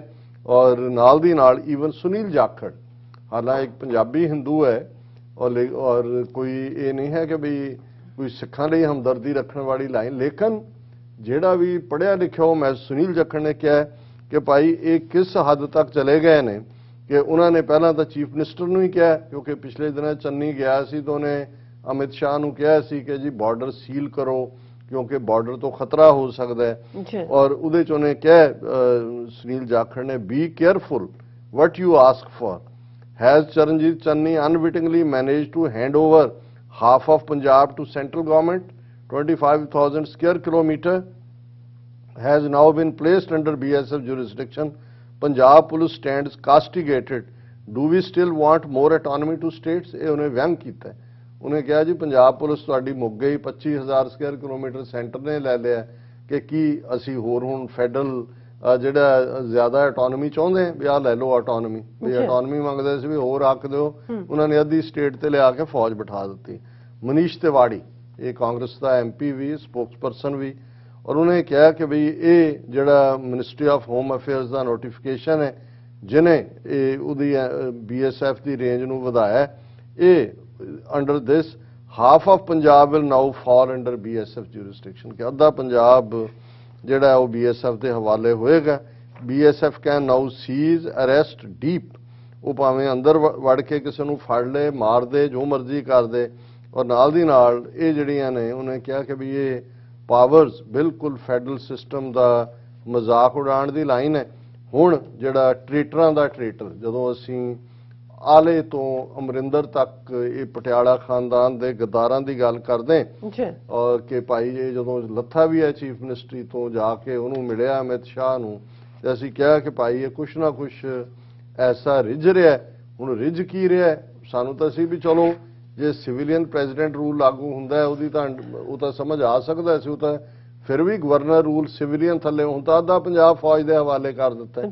ਲੇਕਿਨ ਅਮਰਿੰਦਰ ਸਿੰਘ ਦਾ ਤੁਸੀਂ ਉਹੀ ਇੱਕੋ ਇੱਕ ਹੈ ਜਿਹੜਾ ਵੈਲਕਮ ਕਰ ਰਿਹਾ, ਉਹ ਕਹਿ ਰਿਹਾ our soldiers are being killed in Kashmir, we are seeing more and more weapons and drugs being pushed by Pak-backed terrorists to Punjab. BSF's enhanced presence and powers will only make us stronger. Let us not drag Central Armed Forces into politics, Captain Amrinder. ਹੁਣ ਇਸ ਤੋਂ ਵੱਡਾ ਟ੍ਰੇਟਰ ਹੁਣ ਇਹ ਕਿਸ ਸਜ਼ਾ ਦਾ ਹੱਕਦਾਰ ਹੈ, ਮੈਂ ਉਹ ਲਫ਼ਜ਼ ਕਹਿ ਨਹੀਂ ਸਕਦਾ। ਉਹ ਕਹਿ ਰਿਹਾ ਇਹਨੂੰ BSF ਨੂੰ ਨਾ ਸਿਆਸਤ ਦੇ ਵਿੱਚ ਲਿਆਓ, ਇਹ ਜਿਹੜਾ ਇਹ ਬਹੁਤ ਜ਼ਰੂਰੀ, ਇਹਦੇ ਨਾਲ ਅਸੀਂ ਬਹੁਤ ਮਜ਼ਬੂਤ ਹੋਵਾਂਗੇ। ਇਹ ਹੈ ਅਮਰਿੰਦਰ ਉਸ ਆਲੇ ਦੀ ਔਲਾਦ, ਔਰ ਕਿਸ ਹੱਦ ਤੱਕ ਜਾ ਕੇ ਹੁਣ ਉਹਨੂੰ ਲੱਗਦਾ ਕਿ ਵੀ ਇਹ ਬਾਕੀ ਵੀ ਜਿਹੜਾ ਇਹਨਾਂ ਨੂੰ ਪਾਸੇ ਕਰਕੇ ਸ਼ਾਇਦ ਮੈਨੂੰ ਹੀ ਐਡਮਿਨਿਸਟ੍ਰੇਟਰ ਉਸ ਦਾ ਲਾ ਦੇਣ। ਇਹ ਆਉਣ ਵਾਲਾ ਸਟੈਪ, ਔਰ ਅਸੀਂ ਜਿਵੇਂ ਇਸ ਸੈਗਮੈਂਟ ਦੇ ਟਾਈਟਲ 'ਚ ਤੁਸੀਂ ਕਿਹਾ ਕਿ ਇਹ ਸਿੱਖ ਜੈਨੋਸਾਈਡ 2 ਹੈ। ਇਸ ਗੱਲ ਦਾ ਇਹ ਸਿਰਫ ਇਹ ਨਹੀਂ ਹੈ ਕਿ ਵੀ ਉੱਥੇ ਇਕੱਲੇ ਦੀ, ਇਸ ਬਹਾਨੇ ਨਾਲ ਨੌਜਵਾਨਾਂ ਨੂੰ ਪਿਕ ਕੀਤਾ ਜਾਏਗਾ, ਦਹਿਸ਼ਤਗਰਦੀ ਨਾਲ ਜੋੜਿਆ ਜਾਏਗਾ, ਪਾਕਿਸਤਾਨ ਦੇ ਏਜੰਟ ਬਣਾਇਆ ਜਾਏਗਾ, ਔਰ ਆਲਰੇਡੀ ਜਿਹੜਾ ਜੈਨੋਸਾਈਡ 2 ਵੱਡੇ ਪੈਮਾਨੇ ਦੇ ਉੱਤੇ ਆਉਣ ਵਾਲੇ ਦਿਨਾਂ ਦੇ ਵਿੱਚ ਅਸੀਂ ਦੇਖਾਂਗੇ, ਉਸ ਦੀ ਇੰਪਲੀਮੈਂਟੇਸ਼ਨ ਕਰ ਦਿੱਤੀ ਗਈ ਹੈ ਔਰ ਉਸ ਦੀ ਪ੍ਰੋਸੈਸਿੰਗ ਸ਼ੁਰੂ ਹੋ ਗਈ। ਜੀ ਡਾਕਟਰ ਸਾਹਿਬ, ਤੁਹਾਡਾ ਬਹੁਤ ਬਹੁਤ ਸ਼ੁਕਰੀਆ, ਤੁਸੀਂ ਆਪਣੇ ਵਿਚਾਰ ਸਾਡੇ ਦਰਸ਼ਕਾਂ ਨਾਲ ਸਾਂਝੇ ਕੀਤੇ ਨੇ। ਸੋ ਲੈਣੇ ਬ੍ਰੇਕ, ਔਰ ਬ੍ਰੇਕ ਤੇ ਜਾਣ ਤੋਂ ਪਹਿਲਾਂ ਅਸੀਂ ਆਪਣੇ ਦਰਸ਼ਕਾਂ ਤੇ ਸਰੋਤਿਆਂ ਨੂੰ ਅਪੀਲ ਦੀ ਬੇਨਤੀ ਕਰਦੀ ਵਿਊਅਰਸ ਆ, ਜਿਸ ਤਰ੍ਹਾਂ ਕਿ ਤੁਸੀਂ ਜਾਣਦੇ ਹੋ ਕਿ TV 84 ਹੱਕ, ਸੱਚ, ਇਨਸਾਫ ਦੀ ਜਿਹੜੀ ਆਵਾਜ਼ ਹੈ ਉਹ ਬੁਲੰਦ ਕਰ ਰਿਹਾ। ਇਹ ਆਵਾਜ਼ ਤੁਹਾਡੇ ਪਿਆਰ ਸਦਕਾ, ਤੁਹਾਡੇ ਵਿਸ਼ਵਾਸ ਸਦਕਾ, ਤੁਹਾਡੇ ਡੋਨੇਸ਼ਨ ਸਦਕਾ ਹੀ ਹੋ ਸਕਦੀ ਹੈ। ਸੋ ਅਸੀਂ ਚਾਹਾਂਗੇ ਕਿ ਤੁਸੀਂ TV 84 ਦੀ ਵੱਧ ਤੋਂ ਵੱਧ ਮਾਈਕ ਸਹਾਇਤਾ ਕਰੋ। ਤੁਸੀਂ ਆਪਣੀ ਮਾਈਕ ਸਹਾਇਤਾ ਸਾਡੀ ਵੈਬਸਾਈਟ tv84.tv ਤੇ ਜਾ ਕੇ ਪੇਪਲ ਦੀ ਵਰਤੋਂ ਕਰਕੇ ਵਨ ਟਾਈਮ ਡੋਨੇਟ ਕਰ ਸਕਦੇ ਹੋ, ਮੰਥਲੀ ਡੋਨੇਟ ਵੀ ਕਰ ਸਕਦੇ ਹੋ। ਤੁਸੀਂ TV 84 ਦੇ ਨਾਮ ਤੇ ਚੈੱਕ ਬਣਾ ਕੇ ਸਾਨੂੰ ਮੇਲ ਵੀ ਕਰ ਸਕਦੇ ਸਾਡੇ ਇਸ ਪਤੇ ਤੇ 36-01 37th Avenue, Long Island City, New York 11101 USA, ਜਾਂ ਫਿਰ ਤੁਸੀਂ ਸਾਨੂੰ ਫੋਨ ਰਾਹੀਂ ਵੀ ਸੰਪਰਕ ਕਰ ਸਕਦੇ ਸਾਡੇ ਫੋਨ ਨੰਬਰ ਤੇ 5166191984। ਤੁਸੀਂ ਸਾਨੂੰ ਈਮੇਲ ਵੀ ਕਰ ਸਕਦੇ ਹੋ info@tv84.tv ਤੇ। ਅਸੀਂ ਤੁਹਾਡੇ ਤਹਿ ਦਿਲ ਤੋਂ ਸ਼ੁਕਰਗੁਜ਼ਾਰ ਹੋਵਾਂਗੇ। ਸੋ ਇੱਥੇ ਲੈਣੇ ਬ੍ਰੇਕ ਵਿਊਅਰਸ, ਤੁਸੀਂ ਸਾਨੂੰ ਇਸੇ ਤਰ੍ਹਾਂ ਬਣੇ ਰਹਿਣਾ। ਮਿਲਦੇ ਹਾਂ after this short break.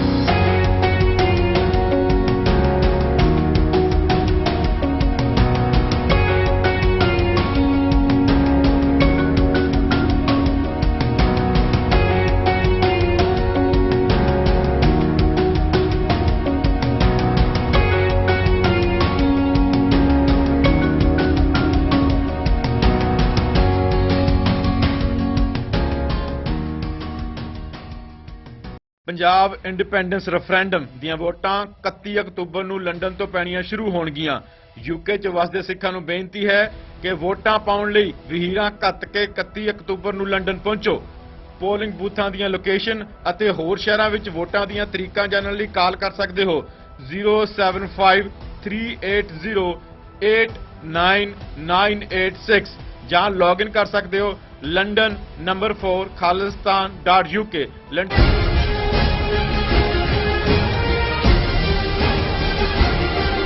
ਦਰਸ਼ਕੋ break ਤੋਂ ਬਾਅਦ ਤੁਹਾਡਾ ਸਭ ਦਾ ਭਰਪੂਰ ਸਵਾਗਤ ਹੈ। ਸੋ ਵੀਅਰਸ ਹੁਣ ਆਪਾਂ ਗੱਲਬਾਤ ਕਰਨ ਜਾ ਰਹੇ ਹਾਂ ਕਿ ਯੂਪੀ ਦੇ ਲਖੀਮਪੁਰ ਖੇਰੀ ਵਿੱਚ ਬੀਜੇਪੀ ਦੇ ਗੁੰਡਿਆਂ ਵੱਲੋਂ ਗੱਡੀਆਂ ਹੇਠ ਕੁਚਲੇ ਗਏ 4 ਸਿੱਖ ਕਿਸਾਨਾਂ ਵਾਲੀ ਜਿਹੜੀ ਘਟਨਾ ਨੂੰ 10 ਦਿਨ ਹੋ ਚੁੱਕੇ ਨੇ। ਪ੍ਰਧਾਨ ਮੰਤਰੀ ਨੇ 10 ਦਿਨ ਬਾਅਦ ਇਸ ਘਟਨਾ ਦਾ ਅਸਿੱਧੇ ਤੌਰ ਤੇ ਜ਼ਿਕਰ ਕਰਦਿਆਂ ਵਿਰੋਧੀ ਧਿਰਾਂ ਤੇ ਦੋਸ਼ ਲਾਇਆ ਹੈ ਕਿ ਉਹ ਇੱਕ ਪਾਸੜ ਘਟਨਾਵਾਂ ਦਾ ਸਿਆਸੀਕਰਨ ਕਰਕੇ ਜਮਹੂਰੀਅਤ ਦਾ ਨੁਕਸਾਨ ਕਰ ਰਹੇ ਹਨ। ਸੋ ਇਹੀ ਗੱਲ ਫਾਈਨੈਂਸ ਮਿਨਿਸਟਰ ਨਿਰਮਲਾ ਸੀਤਾਰਮਨ ਨੇ ਹਾਰਵਰਡ ਯੂਨੀਵਰਸਿਟੀ ਦੇ ਇੱਕ ਸਮਾਗਮ ਵਿੱਚ ਦੁਹਰਾਈ ਹੈ। ਸੋ ਮੋਦੀ ਸਰਕਾਰ ਬੇਸ਼ਰਮੀ ਅਤੇ ਝੂਠ ਦੀਆਂ ਜਿਹੜੀਆਂ ਸਾਰੀਆਂ ਹੱਦਾਂ ਪਾਰ ਕਰ ਚੁੱਕਾ ਹੈ। ਸੋ ਇਸ ਬਾਰੇ ਆਪਾਂ ਗੱਲਬਾਤ ਕਰਨ ਜਾ ਰਹੇ ਹਾਂ। ਸੋ ਅਸੀਂ ਚਾਹਾਂਗੇ ਕਿ ਤੁਸੀਂ ਨਾਲ ਇਸੇ ਤਰ੍ਹਾਂ ਬਣੇ ਰਹਿਣਾ। ਦੇਖਣ ਸੁਣੀਆਂ ਲਿਖਣ ਲਈ ਤੁਹਾਡਾ ਸਭ ਦਾ ਬਹੁਤ ਬਹੁਤ ਸ਼ੁਕਰੀਆ ਜੀ। ਰਾਜ ਸਾਹਿਬ ਕੀ ਵਿਚਾਰਾਂ ਨੇ ਇਸ ਮੁੱਦੇ ਬਾਰੇ? ਦੇਖੋ ਤੁਸੀਂ ਬਿਲਕੁਲ ਠੀਕ ਕਿਹਾ, ਬੇਸ਼ਰਮੀ ਤੇ ਝੂਠ ਉਸ ਦੀਆਂ ਸਾਰੀਆਂ ਹੱਦਾਂ ਇਹਨਾਂ ਨੇ ਟੱਪ ਲਈਆਂ ਜੀ। ਵੈਸੇ ਜਦੋਂ ਅਸੀਂ ਬ੍ਰਾਹਮਣਵਾਦ ਦੀ ਗੱਲ ਕਰਦੇ ਹਾਂ ਜਾਂ ਇਸ ਬ੍ਰਾਹਮਣਵਾਦ ਨੂੰ ਇੰਪਲੀਮੈਂਟ ਕਰਨ ਵਾਲੀ ਜਿਹੜੀ ਵਿਚਾਰਧਾਰਾ ਅੱਜ ਹਿੰਦੂਤਵਾ ਦੇ ਨਾਂ ਥੱਲੇ ਪ੍ਰਚਾਰੀ ਜਾਂਦੀ ਹੈ ਤੇ ਫਿਰ ਮੇਰਾ ਧਿਆਨ ਜਦੋਂ ਤੁਸੀਂ ਇਹ ਲਫ਼ਜ਼ ਦੁਹਰਾਏ ਗੁਰੂ ਨਾਨਕ ਸਾਹਿਬ ਦੇ ਇਸ ਫਰਮਾਨ ਵੱਲ ਗਿਆ, ਜਿਹੜੀ ਹਦਾਇਤ ਹੈ ਅਸੀਂ ਰੋਜ਼ਾਨਾ ਜਦੋਂ ਆਸਾ ਦੀ ਵਾਰ ਦਾ ਕੀਰਤਨ ਕਰਦੇ ਸੁਣਦੇ ਔਰ ਉਸ ਦੇ ਵਿੱਚ ਇਹ ਬਾਬੇ ਨਾਨਕ ਦੀ ਬਾਣੀ ਦੁਹਰਾਉਂਦੇ हैं, ਮੱਥੇ ਟਿੱਕਾ ਤੇੜ ਧੋਤੀ ਕਖਾਈ ਹੱਥ ਛੁਰੀ ਜਗਤ ਕਸਾਈ। ਇਹ ਬ੍ਰਾਹਮਣਵਾਦ ਦੀ ਨੁਮਾਇੰਦਗੀ ਕਰਨ ਵਾਲਾ ਬ੍ਰਾਹਮਣ ਹੈ। ਸਾਰੇ ਬ੍ਰਾਹਮਣਾਂ ਲਈ ਜਿਹੜੇ ਸੱਚ ਦੇ ਰਸਤੇ ਤੇ ਤੁਰਨ ਵਾਲੇ ਨੇ, ਇਸ ਆਈਡੀਓਲੋਜੀ ਨੂੰ ਨਹੀਂ ਸਬਸਕ੍ਰਾਈਬ ਕਰਦੇ। ਅਸੀਂ ਬ੍ਰਾਹਮਣਾਂ ਵਾਂਗੇ ਨਹੀਂ ਕਹਿੰਦੇ ਕਿ ਹਰ ਬ੍ਰਾਹਮਣ ਦੇ ਘਰ ਜੰਮਿਆ ਬ੍ਰਾਹਮਣ ਜਿਹੜਾ ਉਹ ਗੁਨਾਹਗਾਰ ਹੈ, ਪਰ ਜਿਹੜੇ ਇਸ ਆਈਡੀਓਲੋਜੀ ਨੂੰ ਸਬਸਕ੍ਰਾਈਬ ਕਰਦੇ ਨੇ, ਜਿਹੜੇ ਕਿ ਅੱਜ ਮੈਜੋਰਿਟੀ ਚ ਕਰ ਰਹੇ ਨੇ ਕਿਉਂਕਿ ਰਾਜ ਹੈ ਉਹਨਾਂ ਦਾ, ਤੇ ਗੁਰੂ ਸਾਹਿਬ ਨੇ ਕਿਹਾ ਵੀ ਇਹਦੇ ਨਾਲ ਵੱਲ ਧਿਆਨ ਨਾਲ ਦੇਖੋ, ਇਹਦੇ ਮੱਥੇ ਤੇ ਟਿੱਕਾ ਲੱਗਾ ਹੋਇਆ ਔਰ ਕਖਾਈ ਇੱਕ ਖਾਸ ਅੰਦਾਜ਼ ਦੇ ਵਿੱਚ ਧੋਤੀ ਦਾ ਬੰਨਿਆ ਜਾਣਾ, ਉਹਨੂੰ ਕਖਾਈ ਧੋਤੀ ਕਹਿੰਦੇ ਨੇ ਕਿ ਵੀ ਇਹ ਕਖਾਈ ਧੋਤੀ ਦੇ ਵਿੱਚ ਹੈ। ਮੱਥਾ ਟਿੱਕਾ ਤੇੜ, ਇਹਦੇ ਤੇੜ ਕਖਾਈ ਧੋਤੀ ਹੈ ਤੇੜ, ਮੱਥਾ ਟਿੱਕਾ ਤੇੜ ਧੋਤੀ ਕਖਾਈ ਹੱਥ ਛੁਰੀ। ਕਹਿੰਦੇ ਜ਼ਰਾ ਧਿਆਨ ਨਾਲ ਦੇਖੋ, ਇਹਦੇ ਹੱਥ 'ਚ ਛੁਰੀ ਫੜੀ ਹੋਈ ਹੈ। ਹੁਣ ਜੇ ਤੁਸੀਂ ਦੇਖੋਗੇ ਅਦਰਵਾਈਜ਼ ਨਜ਼ਰ ਤਾਂ ਨਹੀਂ ਆਉਂਦਾ ਵੀ ਬ੍ਰਾਹਮਣ ਦੇ ਹੱਥ 'ਚ ਛੁਰੀ ਕਿੱਥੇ ਹੈ, ਪਰ ਗੁਰੂ ਸਾਹਿਬ ਕਹਿੰਦੇ ਨੇ ਧਿਆਨ ਨਾਲ ਦੇਖੋ, ਇਹਦੇ ਟਿੱਕਾ ਔਰ ਕਖਾਈ ਧੋਤੀ 'ਚ ਇਹਦਾ ਹੱਥ ਦੇਖੋ, ਇਹਦੇ ਹੱਥ 'ਚ ਛੁਰੀ ਹੈ ਔਰ ਇਹ ਜਗਤ ਕਸਾਈ ਹੈ, ਬੁਚਰ ਆਫ ਦਾ ਵਰਲਡ। ਹੁਣ ਜਦੋਂ ਇੱਕ ਅਸੀਂ ਕਸਾਈ ਲਫ਼ਜ਼ ਕਿਸੇ ਬੇਦਰਦ ਜਾਂ ਜ਼ਾਲਮ ਕਿਸਮ ਦੇ ਬੰਦੇ ਲਈ ਇਸਤੇਮਾਲ ਕਰਦੇ ਹਾਂ ਤਾਂ ਜ਼ਾਹਰ ਹੁੰਦਾ ਹੈ ਕਿ ਕਸਾਈ ਜਿਹੜਾ ਉਹ ਕੋ ਕੇ ਮਾਰਦਾ ਹੈ ਐਨੀਮਲਸ ਨੂੰ, ਉਹਦਾ ਕਿੱਤਾ ਹੈ ਔਰ ਉਹ ਹਿਊਮਨ ਬੀਇੰਗ ਬੜੇ ਸਵਾਦ ਨਾਲ ਖਾਂਦੇ ਨੇ।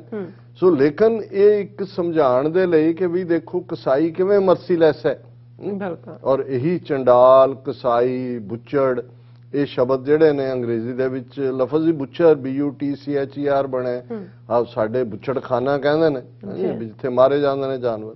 ਹੁਣ ਇਹ ਜਗਤ ਗੁਰੂ ਨਾਨਕ ਕਹਿੰਦੇ ਨੇ ਕਿ ਵੀ ਇਹ ਬੁੱਚਰ ਆਫ ਦਾ ਵਰਲਡ ਹੈ, ਇਹ ਕੋਈ ਸਿਰਫ ਜਾਨਵਰਾਂ ਨੂੰ ਮਾਰਨ ਵਾਲਾ ਨਹੀਂ।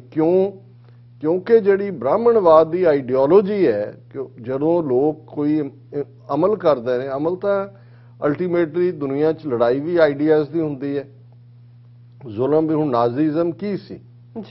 ਨਾਜ਼ੀ ਆਈਡੀਓਲੋਜੀ, ਜਿਹੜੀ ਆਈਡੀਓਲੋਜੀ ਇਹ ਮੰਨ ਕੇ ਤੁਰਦੀ ਸੀ ਕਿ ਜਿਹੜੀ blue eyes blonde hair Aryan race, ਜਿਹਨੂੰ ਅਸੀਂ ਸਿੰਪਲੀ ਗੋਰਾ ਕਹਿੰਦੇ, ਇਹ ਬਾਕੀਆਂ ਤੋਂ ਸੁਪੀਰੀਅਰ ਨੇ, ਤੇ ਜੇ ਸੁਪੀਰੀਅਰ ਨੇ ਤੇ ਇਹਨਾਂ ਨੂੰ ਹੱਕ ਹੈ ਬਾਕੀਆਂ ਦੇ ਉੱਤੇ ਰਾਜ ਕਰਨ ਦਾ। ਇਹਨਾਂ ਦੇ ਸਾਹਮਣੇ ਕੋਈ ਕਿਉਂ, ਔਰ ਉਹਨੇ ਸਾਬਤ ਕਰਨ ਦੇ ਲਈ ਜਦੋਂ ਤੁਸੀਂ ਹਿਟਲਰ ਦਾ ਦੇਖਦੇ ਹੋ ਕਿਵੇਂ ਉਹ ਐਕਸਪੈਰੀਮੈਂਟ ਕਰਵਾਏ ਗਏ, ਸਾਇੰਟਿਸਟ ਐਨਰੋਲ ਕੀਤੇ ਗਏ ਕਿ ਭਾਈ ਵਾਕਈ ਦੂਸਰੀਆਂ ਜਿਹੜੀਆਂ ਰੇਸਿਸ ਨੇ, ਨਸਲਾਂ ਨੇ, ਉਹਨਾਂ ਦਾ ਇੰਟੈਲੈਕਟ ਘਟੀਆ ਹੁੰਦਾ ਔਰ ਇਹ ਸੁਪੀਰੀਅਰ ਨੇ, ਔਰ ਫਿਰ ਕਿਉਂਕਿ ਇਨਫੀਰੀਅਰ ਨੇ ਬਾਕੀ, ਇਸ ਲਈ ਉਹ ਸਜ਼ਾ ਦੇ ਹੱਕਦਾਰ ਨੇ। ਫਿਰ ਐਲੀਮੀਨੇਟ ਕਰੋ, ਫਿਰ ਪਰਸੀਕਿਊਸ਼ਨ, ਐਕਸਟਰਮੀਨੇਸ਼ਨ ਐਂਡ ਡਿਨਾਇਲ, ਔਰ ਉਸ ਸਾਰੇ ਦੇ ਥੱਲੇ। ਹੁਣ ਇਹੀ ਬ੍ਰਾਹਮਣਵਾਦ ਦੇ ਵਿੱਚ ਤਾਂ ਇਹ ਇਨਹੈਰੈਂਟ ਹੈ। ਬ੍ਰਾਹਮਣਵਾਦ ਬਿਲੀਵ ਹੀ ਇਹ ਕਰਦਾ ਹੈ ਕਿ ਜਨਮ ਤੋਂ ਹੀ ਊਚ ਨੀਚ ਹੈ, ਜਨਮ ਤੋਂ ਹੀ ਜਿਹੜਾ ਕਿਸੇ ਦੇ ਹੱਕ ਨੇ। ਔਰ ਉਹਨੂੰ ਕੱਲਾ ਇਹੀ ਨਹੀਂ ਵੀ ਉਹਨਾਂ ਨੇ ਵਰਣ ਵਿਵਸਥਾ ਦਿੱਤੀ ਰਿਗਵੇਦ ਦੇ ਨਾਲ 3500 ਸਾਲ ਪਹਿਲਾਂ, ਉਹਨੂੰ ਫਿਰ ਉਹਨਾਂ ਨੇ ਕਿਵੇਂ ਕੋਡੀਫਾਈ ਕੀਤਾ ਮਨੂ ਸਮ੍ਰਿਤੀ ਦੇ ਨਾਲ, ਮਨੂ ਦੇ ਲਾਅ ਉਹਨੇ ਕਿਵੇਂ। ਔਰ ਜੇ ਤੁਸੀਂ ਮਨੂ ਸਮ੍ਰਿਤੀ ਪੜ੍ਹੋ ਤੇ ਫਿਰ ਤੁਹਾਨੂੰ ਗੁਰੂ ਨਾਨਕ ਸਾਹਿਬ ਦੇ ਇਹਨਾਂ ਅਲਫਾਜ਼ ਦੇ ਉੱਤੇ ਹੋਰ ਵੀ ਅਕੀਦਾ ਹੋਏਗਾ ਕਿ ਜਗਤ ਕਸਾਈ ਕਿਹਨੂੰ ਕਹਿੰਦੇ ਨੇ। ਔਰ ਕੱਲਾ ਇਹੀ ਨਹੀਂ ਵੀ ਉਹਨੇ ਕਾਨੂੰਨ ਦਿੱਤਾ ਔਰ ਕਿਸੇ ਬਕਸੇ 'ਚ ਬੰਦ ਕਰ ਦਿੱਤੇ, ਉਹੀ ਇੰਪਲੀਮੈਂਟ ਰਿਹਾ, ਅੱਜ ਵੀ ਇੰਪਲੀਮੈਂਟ ਹੈ। ਇੰਡੀਆ ਦਾ ਸੈਕੂਲਰ ਕਨਸਟੀਟਿਊਸ਼ਨ ਹੋਣ ਦੇ ਬਾਵਜੂਦ ਵੀ ਉਹੀ ਜਗਤ ਕਸਾਈ ਦਾ ਰਾਜ ਚੱਲਦਾ। ਤੇ ਹੁਣ ਜਿਨ੍ਹਾਂ ਦੇ ਕੋਲ ਪਾਵਰ ਹੈ ਉਹ ਤਾਂ ਜਗਤ ਕਸਾਈ ਵਾਪਸ ਉਹਨੂੰ ਮਨੂ ਸਮ੍ਰਿਤੀ ਤੇ ਹੀ ਲਿਜਾਉਣਾ ਚਾਹੁੰਦੇ ਨੇ, ਜਿਹੜਾ ਕਿ ਓਰੀਜਨਲੀ ਬ੍ਰਾਹਮਣਾਂ ਦਾ ਹੁਕਮ ਚੱਲਦਾ ਸੀ। ਜਿਵੇਂ ਉਹਨਾਂ ਨੇ ਬੁੱਧ ਧਰਮ ਦਾ ਸਫਾਇਆ ਕਰਕੇ ਵਾਪਸ ਬ੍ਰਾਹਮਣਵਾਦ ਨੂੰ ਐਸਟੈਬਲਿਸ਼ ਕੀਤਾ ਸੀ। ਹੁਣ ਇਸ ਦੇ ਚੱਲਦੇ ਆ ਜੇ ਇਸ ਦੀ ਉਦਾਹਰਣ ਦੇਖਣੀ ਹੋਏ, ਔਰ ਇੱਕ ਗੱਲ ਦਾ ਧਿਆਨ ਰਹੇ ਕਿ ਬ੍ਰਾਹਮਣਵਾਦ ਦੀ ਇੱਕ ਜਦੋਂ ਇਹਨਾਂ ਦਾ ਇੱਕ ਪਾਸੇ ਅਸੀਂ ਲਾਅ ਦੇਣ ਵਾਲੇ ਮਨੂ ਦੀ ਗੱਲ ਕਰਦੇ ਹਾਂ, ਦੂਸਰੇ ਪਾਸੇ ਦੁਸ਼ਮਣ ਨੂੰ ਚਿੱਤ ਕਰਨ ਲਈ, ਡਾਈਸੈਂਟ ਨੂੰ ਦੱਬਣ ਲਈ ਚਾਣਕਿਆ ਉਹਦਾ ਕੂਟਨੀਤੀ ਸ਼ਾਸਤਰ, ਇੱਕ ਹੋਰ ਬ੍ਰਾਹਮਣ ਬੜਾ ਜਿਹੜਾ ਕੂਟਨੀਤੀ ਨਾਲ ਭਰਿਆ ਹੋਇਆ, ਜਿਸ ਦਾ ਜੇ ਤੁਸੀਂ ਕੂਟਨੀਤੀ ਸ਼ਾਸਤਰ ਦੇਖੋ ਤੇ ਅਕਸਰ ਉਸ ਦੇ ਉਹਨਾਂ 4 ਹਥਿਆਰਾਂ ਦੀ ਗੱਲ ਅਸੀਂ ਕਰਦੇ ਹਾਂ, ਸਾਮ ਦਾਮ ਦੰਡ ਭੇਦ, ਕਿ ਭਾਈ ਖਰੀਦੋ, ਗਧੇ ਨੂੰ ਪਿਓ ਕਹਿਣ ਵਾਂਗ ਉਹਦੇ ਪੈਰ ਫੜ ਲਓ ਜਦੋਂ ਲੋੜ ਪਏ, ਔਰ ਜਿਹੜਾ ਸਖਤ ਤੋਂ ਸਖਤ ਸਜ਼ਾਵਾਂ ਦਿਓ, ਔਰ ਵਿੱਚ ਵੜ ਕੇ ਡਿਵਾਈਡ ਕਰਕੇ ਜਿਹੜਾ ਉਹਨਾਂ ਨੂੰ ਭੇਦਨ ਕਰੋ ਜਾਂ ਉਹਨਾਂ ਦੇ ਘਰ ਦੇ ਵਿੱਚ ਫੁੱਟ ਪਾਓ, ਇੱਕ ਧਿਰ ਨੂੰ ਦੂਜੀ ਦੇ ਖਿਲਾਫ ਲੜਾਓ। ਹੁਣ ਕਿਸਾਨ ਮੋਰਚੇ ਦੇ ਚੱਲਦੇ ਆ, ਜਿਹੜਾ ਕਿ ਲਗਭਗ 10-11 ਮਹੀਨੇ ਤੋਂ ਦਿੱਲੀ ਦੀਆਂ ਬਰੂਹਾਂ ਤੇ ਲਖੀਮਪੁਰ ਖੇੜੀ 3 ਅਕਤੂਬਰ ਤੋਂ ਫੋਕਸ 'ਚ ਆਇਆ, ਜਦੋਂ ਕਿ ਵਹੀਕਲਸ ਨੂੰ ਐਜ਼ ਏ ਹਥਿਆਰ ਵਰਤਦੇ ਆ। Union minister of state home affairs ਦੇ ਉਹਦੇ ਮੁੰਡੇ ਨੇ ਖੁਦ ਲੀਡ ਕਰਕੇ 3 ਗੱਡੀਆਂ ਦੇ ਨਾਲ 4 ਸਿੱਖ ਕਿਸਾਨਾਂ ਨੂੰ, ਇੱਕ ਹਿੰਦੂ ਪੱਤਰਕਾਰ ਨੂੰ ਜਿਹੜਾ ਉਹ ਦਰੜਿਆ, ਔਰ ਕਿਵੇਂ ਗੋਲੀਆਂ ਵੀ ਚਲਾਈਆਂ। ਜ਼ਖਮੀਆਂ ਦਾ ਜ਼ਿਕਰ ਨਹੀਂ ਹੁੰਦਾ, ਦਰਜਨਾਂ ਉਹਦੇ 'ਚ ਜ਼ਖਮੀ ਵੀ ਹੋਏ ਨੇ ਜਿਹੜੇ ਅਜੇ ਤੱਕ ਰਿਕਵਰ ਨਹੀਂ ਹੋ ਰਹੇ। ਹੁਣ ਇਸ ਸਭ ਦੇ ਚੱਲਦੇ ਆ ਕੁੱਲ ਦੁਨੀਆ ਨੇ ਦੇਖਿਆ, ਖਬਰ ਤਾਂ ਲੁਕ ਨਹੀਂ ਸਕੀ, ਕਿਉਂਕਿ ਜਿਹਨੇ ਵੀ ਮੌਕੇ ਤੇ ਵੀਡੀਓਜ਼ ਬਣਾਈਆਂ, ਇੱਕ ਵੀਡੀਓ ਆਈ, ਦੂਸਰੀ ਆਈ, ਹੌਲੀ ਹੌਲੀ ਇੱਕ ਪ੍ਰੈਸ਼ਰ ਬਿਲਟ ਹੋਇਆ।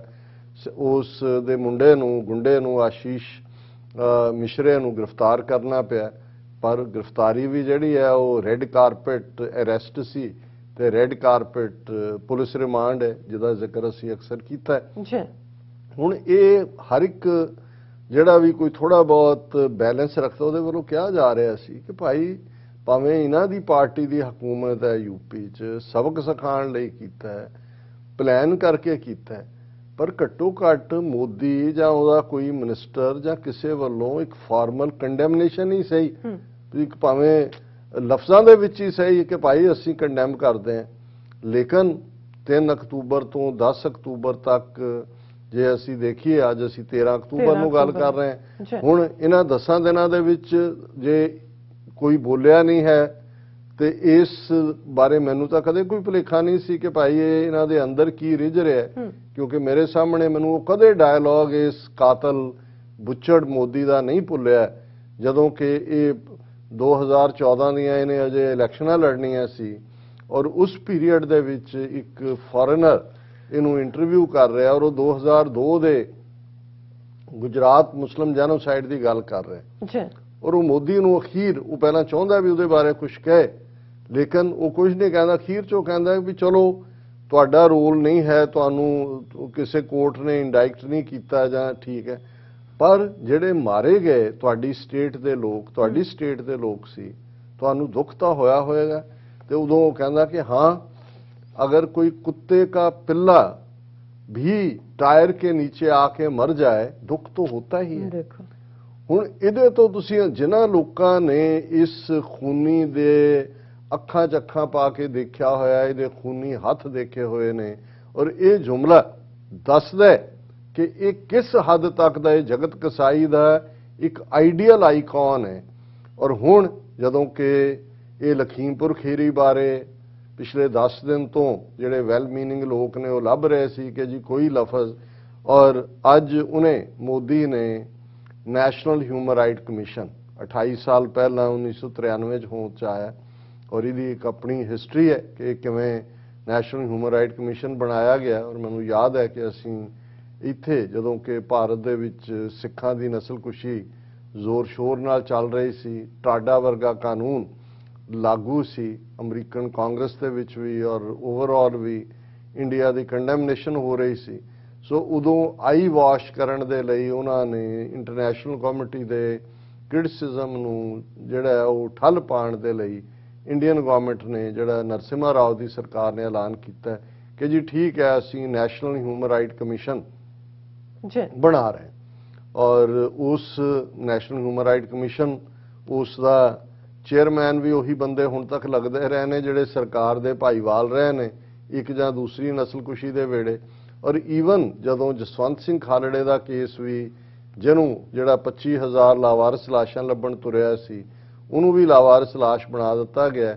ਔਰ ਇਹ NHRC ਜਿਸ ਨੂੰ ਬੇਸ਼ੱਕ ਬਣਾਇਆ ਗਿਆ, ਪਰ ਉਸ ਦੀ ਜੁਰਿਸਡਿਕਸ਼ਨ ਇਹ ਕਰ ਦਿੱਤੀ ਗਈ ਕਿ ਇਹ ਜਿਹੜਾ ਉਹ ਪੁਰਾਣੇ ਕੇਸਾਂ ਨੂੰ ਨਹੀਂ ਦੇਖ ਸਕਦਾ। ਮਤਲਬ ਇਹ ਸੀ ਕਿ ਜੂਨ 84 ਜਾਂ ਦੂਜਾ ਉਹ ਸਾਰੇ ਉਹਦੇ ਪਰਵਿਊ ਤੋਂ ਬਾਹਰ ਹੋ ਗਏ, ਇੱਕ ਵੱਖਰੀ ਕਹਾਣੀ ਹੈ। ਲੇਕਿਨ ਜਿਹੜਾ 28ਵੀਂ ਨੈਸ਼ਨਲ ਹਿਊਮਨ ਰਾਈਟ ਕਮਿਸ਼ਨ ਦੀ ਫਾਊਂਡਿੰਗ ਦਾ ਡੇ ਸੀ, ਔਰ ਵਰਚੁਅਲ ਕਾਨਫਰੰਸ ਰਾਹੀਂ ਮੋਦੀ ਨੇ ਉਹਨੂੰ ਐਡਰੈਸ ਕੀਤਾ, ਔਰ ਮੋਦੀ ਦਾ ਇਹਦੇ 'ਚ ਵਿਖਿਆਨ ਦੇਖ ਲਓ ਵੀ ਉਹ ਕੀ ਕਰ ਰਿਹਾ। ਉਹਦੇ 'ਚ ਉਹਨੇ ਇਹ ਕਿਹਾ ਕਿ of late some persons have started viewing human rights from the prism of politics। ਉਹਨੇ ਕਿਹਾ ਜੀ ਕੁਝ ਲੋਕ ਉਹਦੇ ਲੈਂਸ ਦੇ ਨਾਲ, ਸਿਆਸਤ ਦੇ ਲੈਂਸ ਨਾਲ ਹਿਊਮਨ ਰਾਈਟਸ ਨੂੰ ਦੇਖਦੇ ਨੇ। Over the past few years it has been seen that selective definition of human rights is guided by the vested interests of certain people. A particular incident in one location is construed as a violation of human rights, but the same incident at another location is not seen in the same light. Such selective approach and interpretation of human rights is damaging for democracy. ਇਹ ਹੈ ਕਾਜ਼ੀਆਂ ਬਾਹਮਣਾ ਕੀ ਗੱਲ ਥੱਕੀ ਅਗਦ ਪੜੇ ਸ਼ੈਤਾਨ ਵੇ ਲਾਲੂ। ਸ਼ੈਤਾਨ ਜਿਹੜਾ ਉਹ ਮਜ਼ਹਬ ਦੀਆਂ ਜਿਹੜੀਆਂ ਸਕ੍ਰਿਪਚਰਸ ਨੂੰ ਇੰਟਰਪ੍ਰੇਟ ਕਰ ਰਿਹਾ। ਉਹ ਕਹਿ ਰਿਹਾ ਕਿ ਜੇ ਆਪੋਜੀਸ਼ਨ ਇੱਕ ਅੱਧੀ ਘਟਨਾ ਕਿਤੇ ਹੁੰਦੀ ਹੈ ਉਹਨੂੰ ਲੈ ਕੇ ਹਿਊਮਨ ਰਾਈਟ ਦਾ ਰੌਲਾ ਪਾਉਂਦੇ ਨੇ, ਦੂਸਰੀ ਥਾਂ ਤੇ ਜੋ ਹੋਇਆ ਹੁੰਦਾ ਉਸ ਬਾਰੇ ਕਿਉਂ ਚੁੱਪ। ਔਰ ਇਹ ਗੱਲ ਸ਼ਾਇਦ ਬਹੁਤਿਆਂ ਨੂੰ ਸਮਝ ਨਾ ਆਉਂਦੀ ਕਿ ਦੂਸਰੀ ਥਾਂ ਦਾ ਕੀ ਜ਼ਿਕਰ ਕਰ ਰਿਹਾ ਹੈ। ਹੁਣ ਇਹਦੀ ਮੋਦੀ ਦੀ ਜਿਹੜੀ ਫਾਈਨੈਂਸ ਮਿਨਿਸਟਰ ਹੈ ਨਿਰਮਲਾ ਸੀਤਾਰਮਨ, ਅੱਜ ਕੱਲ ਅਮਰੀਕਾ ਆਈ ਹੋਈ ਹੈ। ਅੱਜ ਉਹਨੇ ਹਾਰਵਰਡ ਯੂਨੀਵਰਸਿਟੀ ਦੇ ਵਿੱਚ ਇੱਕ ਗੈਦਰਿੰਗ ਨੂੰ ਐਡਰੈਸ ਕੀਤਾ, ਔਰ ਉਸ ਦੇ ਵਿੱਚ ਉਹਦੇ ਤੋਂ ਸਵਾਲ ਪੁੱਛਿਆ ਗਿਆ। ਇਹ ਹਾਰਵਰਡ ਕੈਨੇਡੀ ਸਕੂਲ ਹੈ, ਉਸ ਦੇ ਵਿੱਚ ਉਹਨੂੰ ਜਦੋਂ ਪੁੱਛਿਆ ਗਿਆ killing of 4 farmers in Lakhimpur Kheri and arrest of Ashish Mishra, ਵੀ ਇਹ ਕੀ ਹੈ। She was asked why there is no word on this from the prime minister, senior ministers, and why there is a defensive reaction when somebody asks questions about such things। ਉਹਨੇ America 'ਚ ਹੀ ਹੋ ਸਕਦਾ, ਉੱਥੇ ਤਾਂ ਬਚਦੇ ਰਹੇ, ਇੱਥੇ Kennedy Harvard school ਦੇ ਉਹਨਾਂ ਨੇ ਕਿਹਾ ਵੀ ਕਿਉਂ ਨਹੀਂ, ਨਾ ਕੋਈ ਪ੍ਰਾਈਮ ਮਿਨਿਸਟਰ ਬੋਲਿਆ ਨਾ ਤੁਹਾਡਾ ਕੋਈ ਵਜ਼ੀਰ ਬੋਲਿਆ, ਤੇ ਜਦੋਂ ਤੁਸੀਂ ਕੋਈ ਪੁੱਛਦਾ ਤੁਸੀਂ ਡਿਫੈਂਸਿਵ ਕਰਦੇ ਹੋ। ਹੁਣ ਇਹਦੇ ਤੇ ਉਹਦਾ ਤੁਸੀਂ ਜਵਾਬ ਦੇਖੋ। ਫਿਰ ਮੋਦੀ ਜੋ ਉੱਥੇ ਕਹਿ ਰਿਹਾ ਹੈ ਉਸੇ ਦੀ ਰਿਫਲੈਕਸ਼ਨ ਤੋਂ ਇਹ ਇਹਨਾਂ ਨੇ ਸਲਾਹ ਕੀਤੀ ਹੋਈ ਹੈ ਕਿ ਵੀ ਕੀ ਕਰਨਾ ਹੈ। ਉਹ ਕਹਿੰਦੀ no, absolutely not. It's nice of you to have picked up that one incident which is absolutely condemnable। ਵਾਕਿਆ ਹੀ ਗਲਤ ਹੋਇਆ, condemnable ਹੈ, ਪਰ ਤੂੰ ਇੱਕ ਘਟਨਾ ਪਿਕ ਕੀਤੀ। Every one of say that equality, there are instances happening elsewhere in my concern। ਉਹਨਾਂ ਨੇ ਕਿਹਾ ਜੀ ਹੋਰ ਵੀ ਕਈ ਪਾਸੇ ਕਈ ਕੁਝ ਹੋ ਰਿਹਾ, ਸਿਰਫ ਇੱਕ ਘਟਨਾ ਨੂੰ ਕਿਉਂ ਪਿਕ ਕਰਨਾ ਹੈ। India has issues of such nature happening in very many different parts of country equally। ਕਿ ਭਾਰਤ ਦਾ ਹਰ ਥਾਂ ਹੋ, ਇਹ ਮੰਨ ਰਹੀ ਹੈ ਕਿ ਵੀ ਇਸ ਕਿਸਮ, ਪਰ ਉਹ ਕਹਿਣਾ ਕੀ ਚਾਹੁੰਦੀ ਹੈ ਕਿ ਜੀ ਕਾਂਗਰਸ ਰੂਲਡ ਸਟੇਟਾਂ ਨੇ, ਰਾਜਸਥਾਨ, ਛੱਤੀਸਗੜ੍ਹ, ਉੱਥੇ ਵੀ ਤਾਂ ਹੁੰਦਾ ਹੈ ਤੁਹਾਨੂੰ, ਕਿਉਂਕਿ ਯੂਪੀ ਯੋਗੀ ਰੂਲ ਕਰਦਾ, ਇਸ ਲਈ ਤੁਸੀਂ ਇੱਕ ਇਸ ਇਨਸੀਡੈਂਟ ਨੂੰ ਜਿਹੜਾ ਉਹ ਬੜਾ ਉਭਾਰ ਰਹੇ ਹੋ। I would like you and many others including Dr. Amritya Sen। ਹੁਣ ਤੁਸੀਂ ਦੇਖੋ ਕਿਸ ਹੱਦ ਤੱਕ ਇਹ ਘਟੀਆ ਔਰਤ ਹੈ। ਅਮ੍ਰਿਤਿਆ ਸੇਨ ਇਕਨੋਮਿਕਸ ਦੇ ਵਿੱਚ ਨੋਬਲ ਲੌਰੀਏਟ ਵਿਨਰ ਹੈ, ਉਹ ਕ੍ਰਿਟਿਕ ਹੈ ਇੰਡੀਆ ਦੇ ਹਿਊਮਨ ਰਾਈਟਸ ਰੈਕੋਰਡ ਦਾ ਕਿ ਕੀ ਹੈਗਾ ਔਰ ਉਹਨੇ ਈਵਨ ਨਾਲੰਦਾ ਯੂਨੀਵਰਸਿਟੀ ਚੋਂ ਰਿਜ਼ਾਈਨ ਕਰਕੇ ਆ ਗਿਆ ਜਦੋਂ ਕਿ ਹਿੰਦੂਤਵਾ ਵਾਲਿਆਂ ਨੇ ਇੰਟਰਫੀਅਰ ਕੀਤਾ। who all know India to raise it at every time when it happens। ਤੁਸੀਂ ਹੁਣ ਇੱਕੋ ਘਟਨਾ ਵੇਲੇ ਨਾ ਚੁੱਕੋ, ਹਰ ਵੇਲੇ ਗੱਲ ਕਰਿਆ ਕਰੋ ਜਦੋਂ ਹੁੰਦਾ, not just raise it when it suits you, ਜਦੋਂ ਤੁਹਾਨੂੰ ਸੂਟ ਕਰਦਾ ਉਦੋਂ ਨਹੀਂ, because it is a state where BJP is in power। one of my cabinet colleagues son is in probably trouble।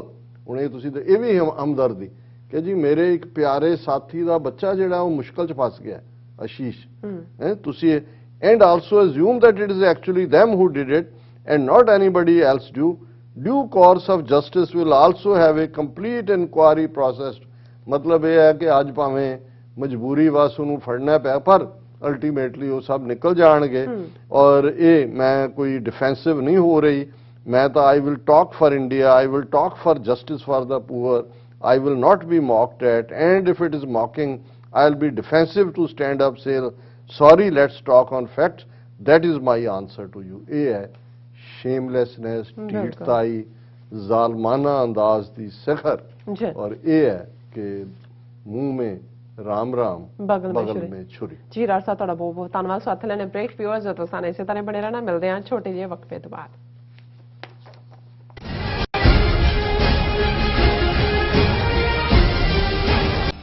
ਕਦੋਂ ਤੱਕ, ਹਾਂ ਕਦੋਂ ਤੱਕ ਅਸੀਂ ਭਾਰਤ ਅਤੇ ਦੁਨੀਆ ਭਰ ਦੇ ਵਿੱਚ ਵਸਦੇ ਸਿੱਖਾਂ ਦੇ ਮਸਲਿਆਂ ਤੇ ਭਾਰਤੀ ਚੈਨਲਾਂ ਦਾ ਝੂਠਾ ਪ੍ਰੋਪੇਗੈਂਡਾ ਬਰਦਾਸ਼ਤ ਕਰਦੇ ਰਹਾਂਗੇ। ਆਓ ਮੇਰੇ ਨਾਲ ਜੁੜੋ ਪ੍ਰੋਗਰਾਮ ਗੁਫ਼ਤਗੂ ਵਿੱਚ, ਸਿੱਖ ਨਜ਼ਰੀਏ ਤੋਂ ਰੋਜ਼ਾਨਾ ਵਾਪਰ ਰਹੀਆਂ ਘਟਨਾਵਾਂ ਦਾ ਵਿਸ਼ਲੇਸ਼ਣ ਕਰੀਏ। ਲਾਈਵ ਕਾਲਸ ਅਤੇ ਈਮੇਲਸ ਰਾਹੀਂ ਇਸ ਪ੍ਰੋਗਰਾਮ ਦਾ ਹਿੱਸਾ ਬਣੋ।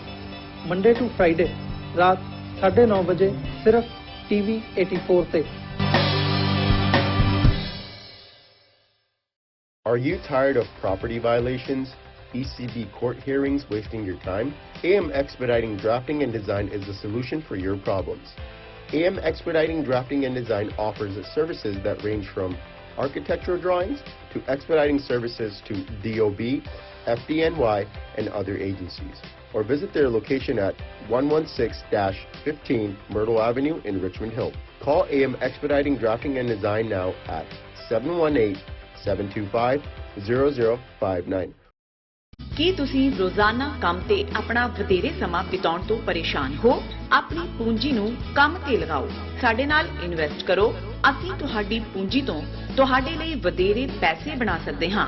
ਅਸੀਂ ਪ੍ਰਾਈਵੇਟ ਇਕੁਇਟੀ ਇਨਵੈਸਟਮੈਂਟ ਫਰਮ ਹਾਂ ਤੇ ਕਮਰਸ਼ੀਅਲ ਰੀਅਲ ਏਸਟੇਟ ਵਿੱਚ ਮਾਹਿਰ ਹਾਂ। Property management, leasing, asset management, commercial real estate investment ਵਿੱਚ ਸਾਰੀਆਂ ਸੇਵਾਵਾਂ ਲਈ ਅਮਰੀਕਾ ਭਰ ਵਿੱਚੋਂ ਤੁਸੀਂ ਸਾਡੇ ਤੱਕ ਪਹੁੰਚ ਕਰ ਸਕਦੇ ਹੋ। ਆਜ਼ਾਦ ਕਮਰਸ਼ੀਅਲ ਰੀਅਲਟੀ ਸਰਵਿਸਿਜ਼ ਤੇ Azad family trust, 701 North Post Oak Road, suite number 204, Houston, Texas. ਤੁਸੀਂ ਸਾਨੂੰ ਸਾਡੇ ਫੋਨ ਨੰਬਰ 7136861277 ਤੇ ਵੀ ਸੰਪਰਕ ਕਰ ਸਕਦੇ ਹੋ। Azad commercial realty service.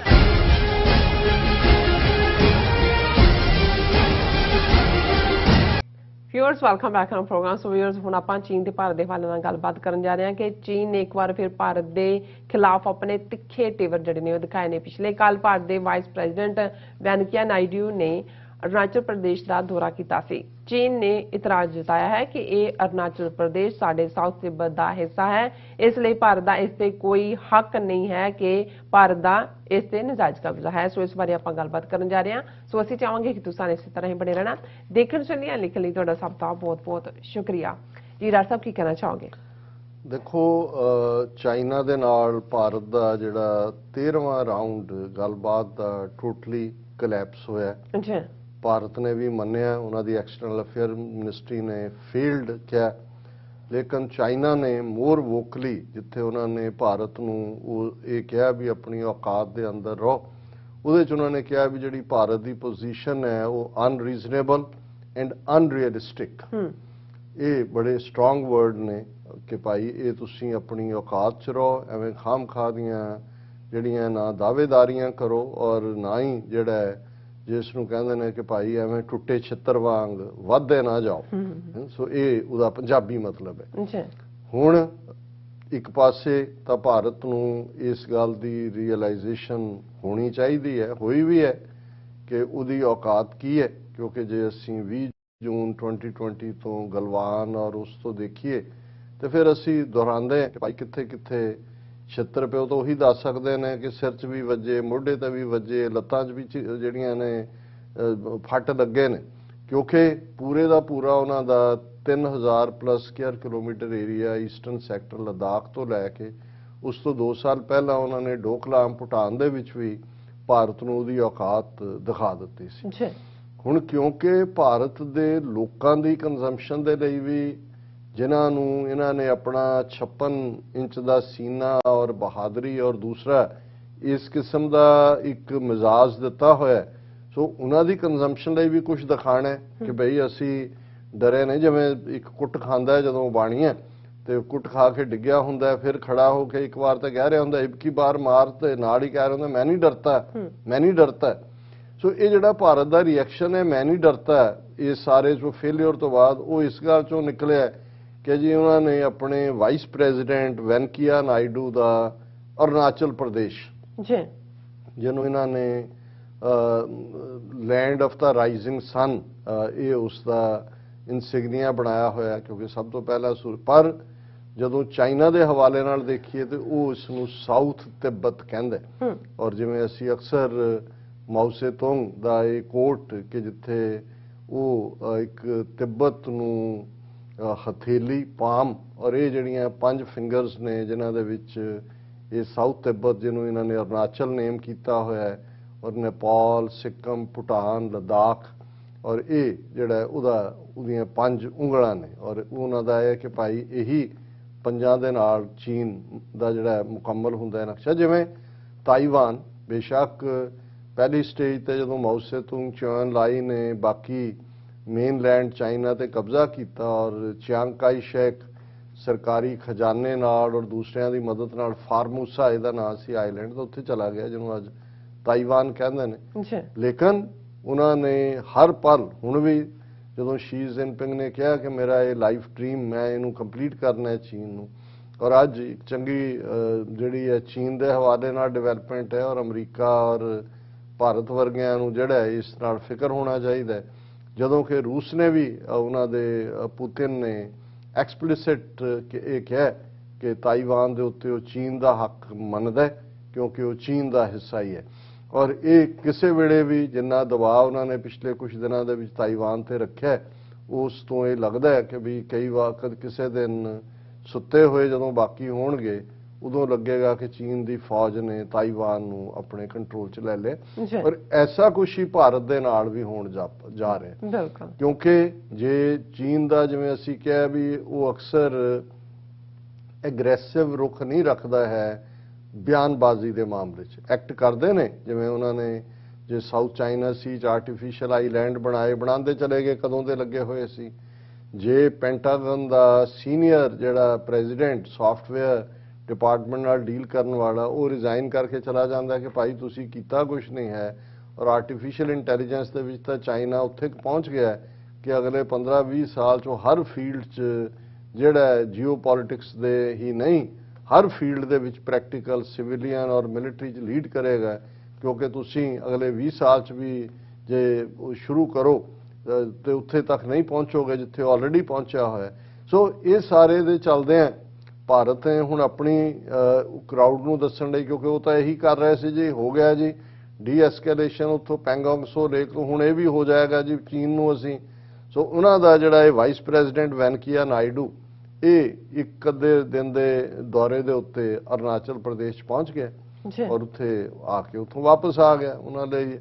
ਹੁਣ ਇਸ ਦੇ ਉੱਤੇ ਵੀ ਚਾਈਨਾ ਨੇ ਬੜਾ ਤਿੱਖਾ ਜਿਹੜਾ ਇਸ ਦਾ ਵਿਰੋਧ ਕੀਤਾ ਔਰ ਉਹਨਾਂ ਨੇ ਭਾਰਤ ਨੂੰ ਅਗੇਨ ਕਿਹਾ ਕਿ ਇਹ ਸਾਡਾ ਸਾਊਥ ਤਿੱਬਤ ਹੈ, ਮਤ ਇਸ ਕਿਸਮ ਦੀ ਹਰਕਤ ਕਰੋ ਅਦਰਵਾਈਜ਼ ਤੁਹਾਨੂੰ ਜਵਾਬਦੇਹ ਬਣਾਇਆ ਜਾਏਗਾ।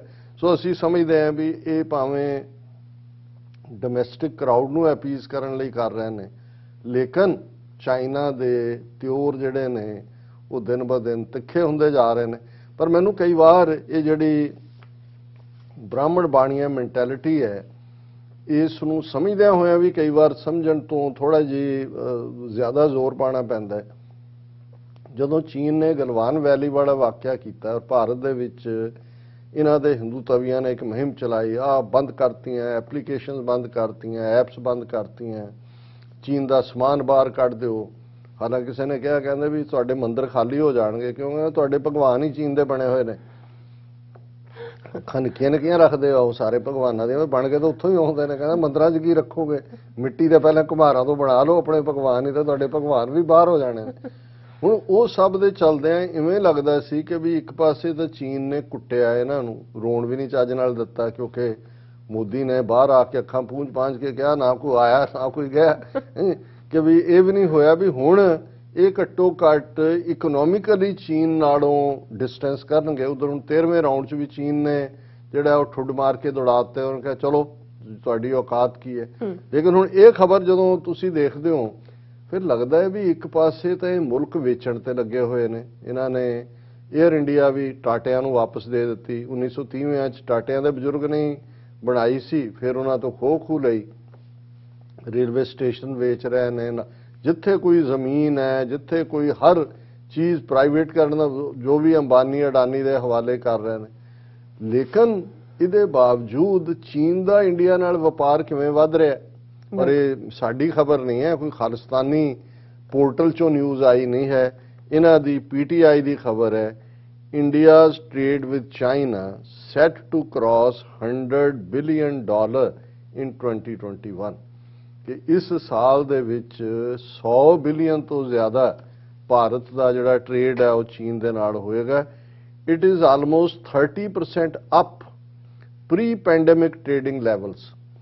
ਜਦੋਂ ਕੋਵਿਡ-19 ਨਹੀਂ ਸੀ ਆਇਆ, ਮਤਲਬ ਅਜੇ ਗਲਵਾਨ ਨਹੀਂ ਸੀ ਵਾਪਰਿਆ, ਗਲਵਾਨ ਤਾਂ ਉਦੋਂ ਹੀ ਆਇਆ ਜਦੋਂ ਕੋਵਿਡ ਆ ਗਿਆ ਸੀ, ਜੂਨ 2020 ਚ। ਉਸ ਤੋਂ ਪਹਿਲਾਂ ਜਦੋਂ ਕਿ ਕੁੱਟਿਆ ਨਹੀਂ ਸੀ ਅਜੇ ਚੀਨ ਨੇ ਇਹਨਾਂ ਨੂੰ, ਜਿਹੜਾ ਵਪਾਰ ਚੀਨ ਔਰ ਭਾਰਤ ਦਾ ਸੀ ਉਹਦੇ ਨਾਲੋਂ 30% ਵਪਾਰ ਵੱਧ ਗਿਆ ਚੀਨ ਦੇ ਨਾਲ। ਔਰ ਇਹ ਡੀਟੇਲ ਹੈ, India's trade with China is set to cross 100 billion mark for the first time in 2021 with two-way trade after 3 quarters reaching $90 billion, almost 30% up from pre-pandemic trading levels. Already $90 billion ਦਾ ਹੋ ਗਿਆ, ਕਿਉਂਕਿ October ਹੈ, ਅਜੇ 2.5 ਮਹੀਨੇ ਰਹਿੰਦੇ ਨੇ। ਉਹਨਾਂ ਨੇ ਕਿਹਾ ਜੀ ਇਹ 100 ਬਿਲੀਅਨ ਜਿਹੜੇ ਪਿਛਲੇ ਸਾਰੇ ਰਿਕਾਰਡ ਵੀ ਤੋੜੇਗਾ। ਔਰ ਇਹ ਇੰਡੀਆ ਨੇ ਰਿਲੀਜ਼ ਨਹੀਂ ਕੀਤੇ, ਕਿਉਂਕਿ ਉਹ ਆਪਣੇ ਲੋਕਾਂ ਨੂੰ ਕੀ ਦੱਸਣਗੇ ਕਿ ਵੀ ਅਸੀਂ ਜੁੱਤੀਆਂ ਵੀ ਖਾ ਰਹੇ ਹਾਂ, ਗੰਢੇ ਵੀ ਖਾ ਰਹੇ ਹਾਂ। ਇਹ ਚਾਈਨਾ ਦੇ ਜਨਰਲ ਐਡਮਿਨਿਸਟ੍ਰੇਸ਼ਨ ਆਫ ਕਸਟਮਸ ਨੇ ਇਹ ਰਿਪੋਰਟ ਉਹਨਾਂ ਨੇ ਦੱਸਿਆ ਕਿ ਵੀ $90.37 ਬਿਲੀਅਨ ਦਾ ਟ੍ਰੇਡ ਉਹਨਾਂ ਨੇ ਕੀਤਾ। ਔਰ ਇਹ ਜਿਹੜਾ ਚੀਨ ਦੇ ਨਾਲ ਜਿਹੜਾ ਇੰਪੋਰਟਸ ਜਿਹੜੀਆਂ ਨੇ ਇੰਡੀਆ ਦੀਆਂ ਚਾਈਨਾ ਦੀਆਂ ਉਹ $68.4 ਬਿਲੀਅਨ ਦੀਆਂ ਹੋਈਆਂ ਨੇ, ਜਿਹੜਾ ਭਾਰਤ ਨੇ ਸਮਾਨ ਮੰਗਵਾਇਆ। ਔਰ ਪਿਛਲੇ ਸਾਲਾਂ ਨਾਲੋਂ ਇਹ 51.7% ਜ਼ਿਆਦਾ ਹੈ ਇੰਪੋਰਟ। ਔਰ ਜਿਹੜੀ ਉਹਨਾਂ ਦੀ ਇੰਡੀਆ ਦੀ ਐਕਸਪੋਰਟ ਹੈ ਇਹ $21.9 ਬਿਲੀਅਨ ਹੈ। ਸੋ $21 ਬਿਲੀਅਨ ਦਾ ਸਟਫ ਭਾਰਤ ਨੇ ਚੀਨ ਨੂੰ ਭੇਜਿਆ ਔਰ 68.4 ਬਿਲੀਅਨ ਆਲਮੋਸਟ 3 ਗੁਣਾ ਜ਼ਿਆਦਾ ਸਟਫ ਜਿਹੜਾ ਉਹ ਚਾਈਨਾ ਤੋਂ ਮੰਗਵਾਇਆ। ਔਰ ਇਸ ਸਾਰੇ ਦੇ ਚਲਦੇ ਆ ਇਸ ਵੇਲੇ ਬਿਗੇਸਟ ਐਕਸਪੋਰਟਰ। ਔਰ ਚਾਈਨਾ ਤਾਂ ਇਸ ਲਈ ਜਿੰਨਾ ਕੁ ਮੰਗਵਾਉਂਦਾ ਉਹਨਾਂ ਦਾ ਤਾਂ ਡਿਵੈਲਪਮੈਂਟ ਹੋ ਰਹੀ ਹੈ, ਆਇਰਨ ਕੋਰ ਨੇ, ਕਾਟਨ ਹੈ, ਦੂਸਰਾ ਰਾ ਮਟੀਰੀਅਲ ਹੈ ਉਹਨਾਂ ਦੇ ਆਂਦਾ। ਔਰ ਜਿਹੜਾ ਇਹ Chinese trade officials attributed China's overall trade performance, ਇਹ ਉਹਨਾਂ ਨੇ ਫਿਗਰ ਦਿੱਤੀ ਹੈ। ਹੁਣ ਇਹ ਗੱਲ ਭਾਰਤ ਦੇ ਲੋਕ ਪੁੱਛਣਗੇ ਇਹਨਾਂ ਨੂੰ ਕਦੇ ਕਿ ਵੀ ਤੁਸੀਂ ਜੁੱਤੀਆਂ ਵੀ ਖਾ ਰਹੇ ਹੋ, ਤੁਹਾਡਾ ਇਲਾਕਾ ਵੀ ਖੁੱਸ ਰਿਹਾ, ਪਰ ਇਹਦੇ ਬਾਵਜੂਦ ਤੁਹਾਡਾ ਵਪਾਰ ਵੱਧ ਰਿਹਾ। $100 ਬਿਲੀਅਨ ਇਸ ਪੋਸਟ ਕੋਵਿਡ ਪੀਰੀਅਡ ਦਾ ਟ੍ਰੇਡ ਤੁਸੀਂ ਚਾਈਨਾ ਦੇ ਨਾਲ, ਜਿਹਦੇ 'ਚ 3 ਗੁਣਾ ਜ਼ਿਆਦਾ ਇੰਪੋਰਟ ਹੈ, ਇਹਦਾ ਕੀ ਜਵਾਬ? ਜੀ ਰਾਜ ਸਾਹਿਬ ਤੁਹਾਡਾ ਬਹੁਤ ਬਹੁਤ ਸ਼ੁਕਰੀਆ। ਸਾਥ ਲੈਣੇ ਬ੍ਰੇਕ ਵਿਊਅਰਸ ਆ, ਤੁਸੀਂ ਸਾਨੂੰ ਇਸੇ ਤਰ੍ਹਾਂ ਬਣੇ ਰਹਿਣਾ। ਮਿਲਦੇ ਹਾਂ ਛੋਟੇ ਜਿਹੇ ਬ੍ਰੇਕ ਤੋਂ ਬਾਅਦ।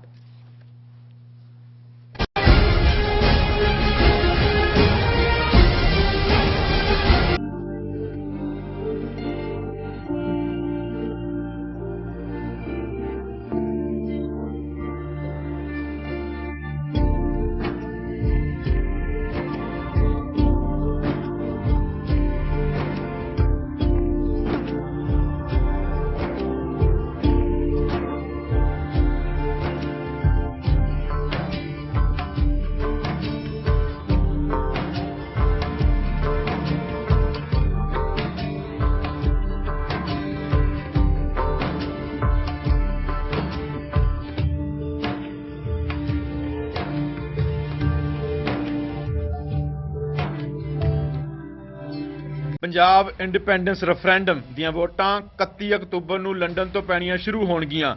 ਯੂਕੇ 'ਚ ਵਸਦੇ ਸਿੱਖਾਂ ਨੂੰ ਬੇਨਤੀ ਹੈ ਕਿ ਵੋਟਾਂ ਪਾਉਣ ਲਈ ਵਹੀਰਾਂ ਘੱਤ ਕੇ 31 ਅਕਤੂਬਰ ਨੂੰ ਲੰਡਨ ਪਹੁੰਚੋ। ਪੋਲਿੰਗ ਬੂਥਾਂ ਦੀਆਂ ਲੋਕੇਸ਼ਨ ਅਤੇ ਹੋਰ ਸ਼ਹਿਰਾਂ ਵਿੱਚ ਵੋਟਾਂ ਦੀਆਂ ਤਰੀਕਾਂ ਜਾਣਨ ਲਈ ਕਾਲ ਕਰ ਸਕਦੇ ਹੋ 07538089986 ਜਾਂ ਲੌਗਇਨ ਕਰ ਸਕਦੇ ਹੋ London number 4 khalistan.uk london4khalistan.uk।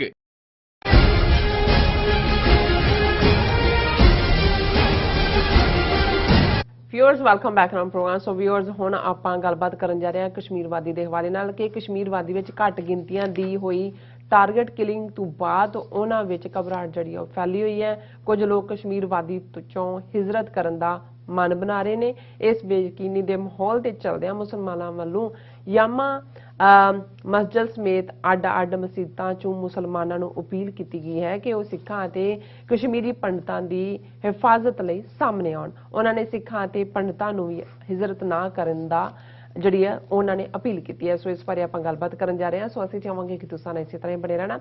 ਦੇਖਣ ਸੁਣ ਲਿਆ ਲਿਖਣ ਲਈ ਤੁਹਾਡਾ ਸਭ ਦਾ ਬਹੁਤ ਬਹੁਤ ਸ਼ੁਕਰੀਆ ਜੀ। ਰਾਜ ਸਾਹਿਬ ਕੀ ਕਹਿਣਾ ਚਾਹੋਗੇ? ਦੇਖੋ, ਜੰਮੂ ਕਸ਼ਮੀਰ ਦੀ ਜਿਹੜੀ ਹਾਲਤ ਹੈ ਉਹ ਬੜੀ ਸੀਰੀਅਸ ਹੈ ਜੀ, ਕਿਉਂਕਿ ਸਾਡੇ ਤੱਕ ਖਬਰਾਂ ਉਹੀ ਪਹੁੰਚਦੀਆਂ ਨੇ ਜੋ ਉਹਨਾਂ ਦਾ so called mainstream media ਜਿਸ ਕਿਸਮ ਦਾ ਵੀ ਉਹ ਚਾਹਣ ਮਿਰਚ ਮਸਾਲਾ ਲਾ ਕੇ ਔਰ ਫੈਕਟਸ ਨੂੰ ਦਬਾ ਕੇ ਭੇਜਦੇ ਨੇ। ਔਰ ਜਾਂ ਸਾਡੇ ਲਈ ਪੰਜਾਬ 'ਚ ਖਾਸ ਤੌਰ ਤੇ ਜਿਵੇਂ ਪਿਛਲੇ ਦਿਨਾਂ 'ਚ ਪੰਜਾਬ 'ਚ 3 ਲਾਸ਼ਾਂ ਸਿੱਖ ਨੌਜਵਾਨਾਂ ਦੀਆਂ ਆਈਆਂ ਸਿੱਖ ਰੈਜੀਮੈਂਟ ਦੇ, ਇੱਕ ਯੂਪੀ ਦੇ ਵਿੱਚ। ਔਰ ਇਹ ਹੋਇਆ ਕਿ ਜੀ ਉਹਨਾਂ ਨੇ ਅੱਤਵਾਦੀਆਂ ਨੇ ਘਾਤ ਲਾ ਕੇ ਹਮਲਾ ਕੀਤਾ ਹੈ ਜਦੋਂ ਕਿ ਉਹ ਇੱਕ ਤਲਾਸ਼ੀ ਮੁਹਿੰਮ ਦੇ ਵਿੱਚ ਜੁਟੇ ਹੋਏ ਸੀ। ਔਰ ਉਸ ਤੋਂ ਪਹਿਲਾਂ ਅਸੀਂ ਸਿਵਿਲੀਅਨ ਡੈਥਸ ਦੇਖੀਆਂ ਕਿ ਕਿਵੇਂ 8 ਦਿਨਾਂ ਦੇ ਵਿੱਚ 7 ਜਾਂ 8 ਬੇਗੁਨਾਹ, ਜਿਨ੍ਹਾਂ ਦੇ ਵਿੱਚ ਇੱਕ ਫਾਰਮਾਸਿਸਟ ਜਿਹੜਾ 30 ਸਾਲ ਤੋਂ ਉੱਥੇ ਬੈਠਾ ਸੀ, ਬਿੰਟੂ ਜਾਂ ਬਿੰਦੂ, ਇਸੇ ਤਰ੍ਹਾਂ ਪ੍ਰਿੰਸੀਪਲ ਸੁਪਿੰਦਰ ਕੌਰ ਬॉयਜ਼ ਸਕੂਲ ਦੀ ਪ੍ਰਿੰਸੀਪਲ, ਔਰ ਇੱਕ ਦੀਪਕ ਕੁਮਾਰ OBC ਦਲਿਤ ਭਾਈਚਾਰੇ ਦਾ ਜੰਮੂ ਦਾ ਟੀਚਰ ਮਾਰਿਆ ਗਿਆ। ਲੇਕਿਨ ਕਿਉਂਕਿ ਇਹ ਖਬਰਾਂ ਇਸ ਕਿਸਮ ਦੇ ਢੰਗ ਨਾਲ ਫਲੈਸ਼ ਕੀਤੀਆਂ ਜਾਂਦੀਆਂ, ਫਿਰ ਮੀਡੀਆ 'ਚ ਇਹ ਹੋਇਆ ਕਿ ਜੀ ਵੱਡੀ ਗਿਣਤੀ ਦੇ ਵਿੱਚ ਲੋਕਾਂ ਦੇ ਵਿੱਚ ਮਾਈਨੋਰਿਟੀ 'ਚ ਖੌਫ ਹੈ, ਉਹ ਹਿਜਰਤ ਕਰ ਸਕਦੇ ਨੇ, ਕਰ ਰਹੇ ਨੇ, ਔਰ ਇਹ ਹੋਇਆ। ਲੇਕਿਨ ਇਸੇ ਆੜ ਦੇ ਵਿੱਚ ਹਾਲਾਂ ਇਹ ਵੀ ਸਾਹਮਣੇ ਆਇਆ ਕਿ ਇਹ ਜਿਹੜੀਆਂ ਟਾਰਗੇਟ ਕਿਲਿੰਗਸ ਹੋਈਆਂ, ਜ਼ਾਹਰ ਹੈ 7 ਜਾਂ 8 ਹਿੰਦੂ ਜਾਂ ਸਿੱਖ ਸੀ, ਇਹ ਆਲਮੋਸਟ 28 ਦੇ ਕਰੀਬ ਟਾਰਗੇਟ ਕਿਲਿੰਗਸ ਪਿਛਲੇ ਹਫ਼ਤਿਆਂ ਦੇ ਵਿੱਚ ਹੋਈਆਂ ਨੇ, ਜਿਨ੍ਹਾਂ 'ਚੋਂ 21 ਜਿਹੜੇ ਨੇ ਉਹ ਮੁਸਲਮਾਨ ਭਾਈਚਾਰੇ ਨਾਲ ਸੰਬੰਧਿਤ ਸੀ। ਸੋ ਜ਼ਾਹਰ ਹੈ ਕਿ ਕੋਈ ਭਾਵੇਂ ਭਾਰਤੀ ਏਜੰਸੀਆਂ ਜਾਂ ਜਿਹੜਾ ਵੀ ਜਿਸ ਦਾ ਵੀ ਜੋ ਨਿਸ਼ਾਨਾ ਹੈ ਉਹਨਾਂ ਦੇ ਲਈ ਇਹ ਮੈਟਰ ਨਹੀਂ ਕਰਦਾ ਕਿ ਭਾਈ ਉਹਨਾਂ ਨੇ ਇੱਕ ਖਾਸ ਤਬਕੇ ਨੂੰ ਹੀ ਨਿਸ਼ਾਨਾ ਬਣਾਉਣਾ ਹੈ। ਕੁਛ ਨਾ ਕੁਛ ਐਸਾ ਚੱਲ ਰਿਹਾ ਹੈ ਜਿਹੜਾ ਕਿ ਸਾਨੂੰ ਅਜੇ ਜਿਹੜਾ ਉਹਨੂੰ ਅਸੀਂ ਡੀਕੋਡ ਨਹੀਂ ਕਰ ਪਾ ਰਹੇ। ਹੁਣ ਫਿਰ ਇਹ ਵੀ ਲੱਗਦਾ ਹੁੰਦਾ ਕਿ ਜਦੋਂ ਇਹ ਏਜੰਸੀਆਂ ਜਾਂ ਉਹਨਾਂ ਦਾ ਆਪਣਾ ਸਿਕਿਉਰਿਟੀ ਨੈਟਵਰਕ ਟੋਟਲੀ ਫੇਲ ਹੁੰਦਾ ਹੈ ਕਿ ਭਾਈ ਤੁਸੀਂ 1 ਮਿਲੀਅਨ ਫੌਜ ਰੱਖ ਕੇ ਈਵਨ ਹਾਇਰ ਸੈਕੰਡਰੀ ਸਕੂਲ ਜਿਹਦੇ 'ਚ ਸਟੂਡੈਂਟ ਨਹੀਂ ਸੀਗੇ ਕਿਉਂਕਿ ਅਜੇ ਆਨਲਾਈਨ ਕਲਾਸਾਂ ਚੱਲ ਰਹੀਆਂ, ਟੀਚਰ ਹੀ ਉੱਥੇ ਸੀ, ਤੇ ਜੇ ਇਸ ਲੈਵਲ ਦਾ ਸਕੂਲ ਜਿਹੜਾ ਸ੍ਰੀਨਗਰ ਦੇ ਹਾਰਟ 'ਚ ਹੈ ਤੁਸੀਂ ਉੱਥੇ ਕੋਈ ਇੱਕ ਫੌਜੀ ਵੀ ਖੜਾ ਨਹੀਂ ਕੀਤਾ ਹੋਇਆ ਸਿਕਿਉਰਿਟੀ ਦੇ ਲਈ, ਤਾਂ ਫਿਰ ਇਹ ਕੀ ਤੁਸੀਂ ਫੈਸਿਲਿਟੇਟ ਕਰ ਰਹੇ ਹੋ ਕਿਲਿੰਗਸ ਨੂੰ। ਲੇਕਿਨ ਇਹ ਹੁੰਦਾ ਕਿ ਜਦੋਂ ਐਸਾ ਹੁੰਦਾ ਹੈ ਭਾਰਤ ਭਰ 'ਚ ਰੌਲਾ ਪੈਂਦਾ ਹੈ, ਫਿਰ ਇਹਨਾਂ ਨੇ ਅਗਲੇ ਦਿਨਾਂ 'ਚ ਕੁਛ ਨਾ ਕੁਛ ਬੇਗੁਨਾਹ ਚੁੱਕ ਕੇ ਨੌਜਵਾਨ ਮਾਰਨੇ ਹੁੰਦੇ ਨੇ ਮੁਸਲਮਾਨ, ਔਰ ਇਹ ਕਹਿਣਾ ਹੁੰਦਾ ਜੀ ਮੁਕਾਬਲਾ ਹੋਇਆ, ਦੂਜਾ ਹੋਇਆ। ਔਰ ਕੱਲ ਦੀ ਖਬਰ ਸੀ ਕਿ in anti-militancy operations in Jammu and Kashmir 7 militants killed since Monday night।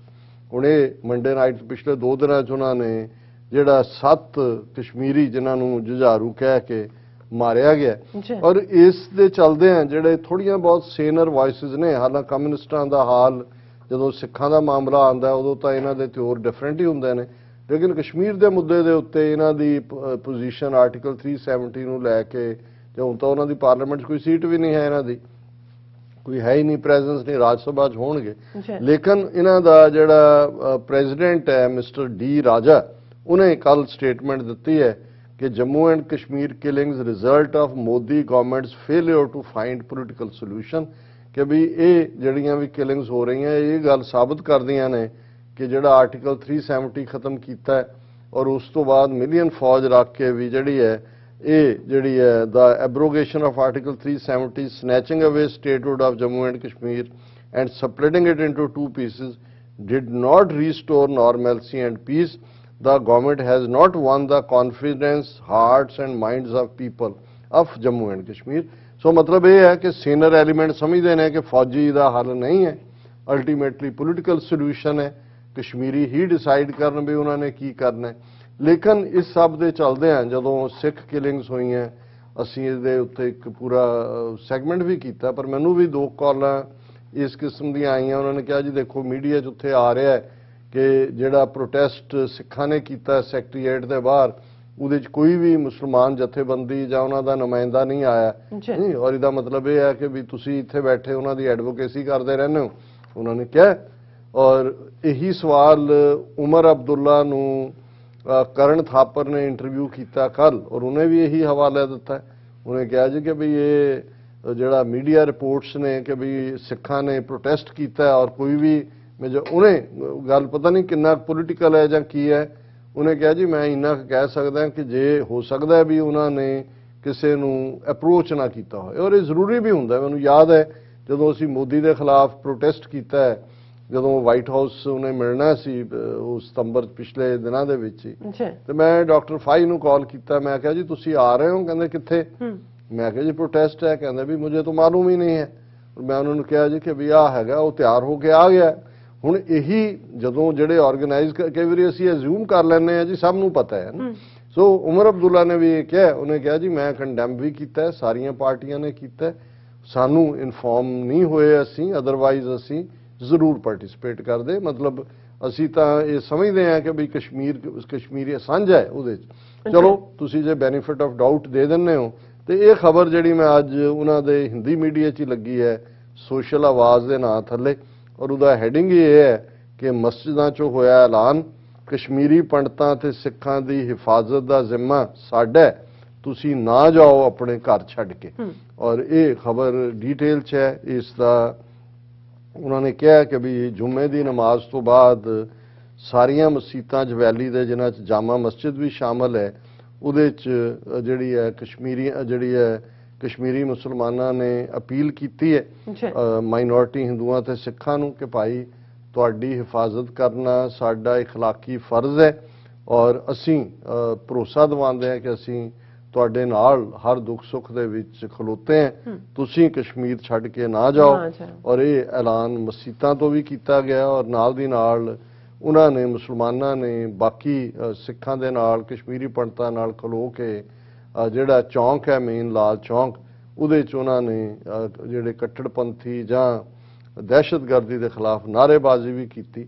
ਔਰ ਮੈਂ ਸਮਝਦਾ ਵੀ ਇਹ ਬੇਸ਼ੱਕ ਲੇਟ ਹੋਇਆ, 2-3 ਦਿਨ ਗੁਜ਼ਰ ਜਾਂਦੇ ਨੇ, ਉਦੋਂ ਤੱਕ ਖਬਰ ਦਾ ਕੁਝ ਹੋਰ ਬਣ ਜਾਂਦਾ ਹੈ, ਲੇਕਿਨ ਇਹ ਇੱਕ ਪੋਜ਼ਿਟਿਵ ਸਾਈਨ ਹੈ ਕਿ ਮੈਜੋਰਿਟੀ ਕਮਿਊਨਿਟੀ ਇਹ ਮਹਿਸੂਸ ਕਰਦੀ ਹੈ। ਔਰ ਕਸ਼ਮੀਰ ਦੇ ਵਿੱਚ ਵੈਸੇ ਵੀ ਇਹ ਬੇਸ਼ੱਕ ਕਸ਼ਮੀਰੀ ਪੰਡਤਾਂ ਦੀ ਹਿਜਰਤ ਜਗਮੋਹਨ ਨੇ ਕਰਵਾਈ ਉਸ ਜ਼ਮਾਨੇ 'ਚ, ਔਰ ਕੁਛ ਨਾ ਕੁਛ ਸ਼ਰਾਰਤੀ ਐਲੀਮੈਂਟ ਤਾਂ ਹਰ ਥਾਂ ਹੁੰਦੇ ਨੇ, ਖਰੀਦੇ ਵੀ ਜਾਂਦੇ ਨੇ, ਕਈ ਵਾਰ ਗੁੰਮਰਾਹ ਵੀ ਹੁੰਦੇ ਨੇ, ਲੇਕਿਨ ਬਾਈ ਐਂਡ ਲਾਰਜ ਕਸ਼ਮੀਰ ਦੇ ਵਿੱਚ ਜਿਹੜਾ ਕਸ਼ਮੀਰੀ ਮੁਸਲਮਾਨ ਹੈ ਉਹ ਇੱਕ ਜਿਹੜਾ ਇਸਲਾਮ ਸੂਫੀ ਇਸਲਾਮ ਨਾਲ ਜੁੜਿਆ ਹੋਇਆ, ਜਿਹਨੂੰ ਲਿਬਰਲ ਇਸਲਾਮ ਕਹਿੰਦੇ ਨੇ, ਉਸ ਨੂੰ ਮੰਨਣ ਵਾਲਾ। ਸੋ ਮੈਂ ਸਮਝਦਾ ਵੀ ਇਹ ਇੱਕ ਗੁੱਡਵਿਲ ਜੈਸਚਰ ਹੈ ਜੋ ਕਿ ਜੁਮੇ ਦੀ ਨਮਾਜ਼ ਤੋਂ ਬਾਅਦ ਮਸਜਿਦਾਂ 'ਚੋਂ ਉਹਨਾਂ ਨੇ ਆਪਣੀ ਕਮਿਊਨਿਟੀ ਨੂੰ ਦਿੱਤਾ। ਜੀ ਡਾਕਟਰ ਸਾਹਿਬ ਤੁਹਾਡਾ ਬਹੁਤ ਬਹੁਤ ਸ਼ੁਕਰੀਆ। ਸਾਥ ਲੈਣੇ ਬ੍ਰੇਕ ਵਿਊਅਰਸ, ਤੁਸੀਂ ਕਿਤੇ ਨਹੀਂ ਜਾਣਾ, ਮਿਲਦੇ ਹਾਂ ਆਫਟਰ ਦਿਸ ਸ਼ਾਰਟ ਬ੍ਰੇਕ।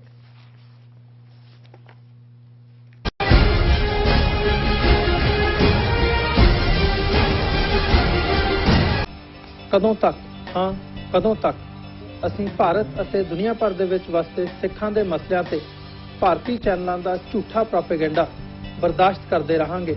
ਆਓ ਮੇਰੇ ਨਾਲ ਜੁੜੋ ਪ੍ਰੋਗਰਾਮ ਗੁਫ਼ਤਗੂ ਵਿੱਚ।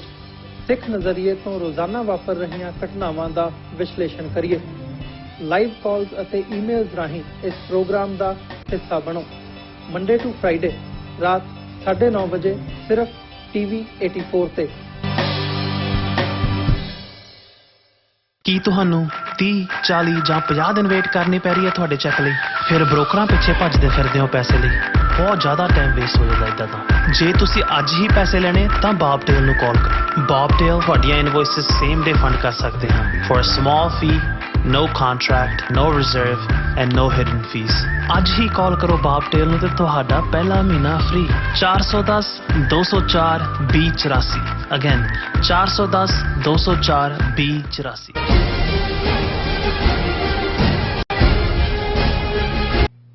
ਦਰਸ਼ਕੋ ਬ੍ਰੇਕ ਤੋਂ ਬਾਅਦ ਤੁਹਾਡਾ ਸਭ ਦਾ ਭਰਪੂਰ ਸਵਾਗਤ ਹੈ। ਸੋ ਵੀਅਰਸ ਹੁਣ ਆਪਾਂ ਗੱਲਬਾਤ ਕਰਨ ਜਾ ਰਹੇ ਹਾਂ ਕਿ RSS ਵੱਲੋਂ ਜਿਸ ਅੰਦਾਜ਼ ਵਿੱਚ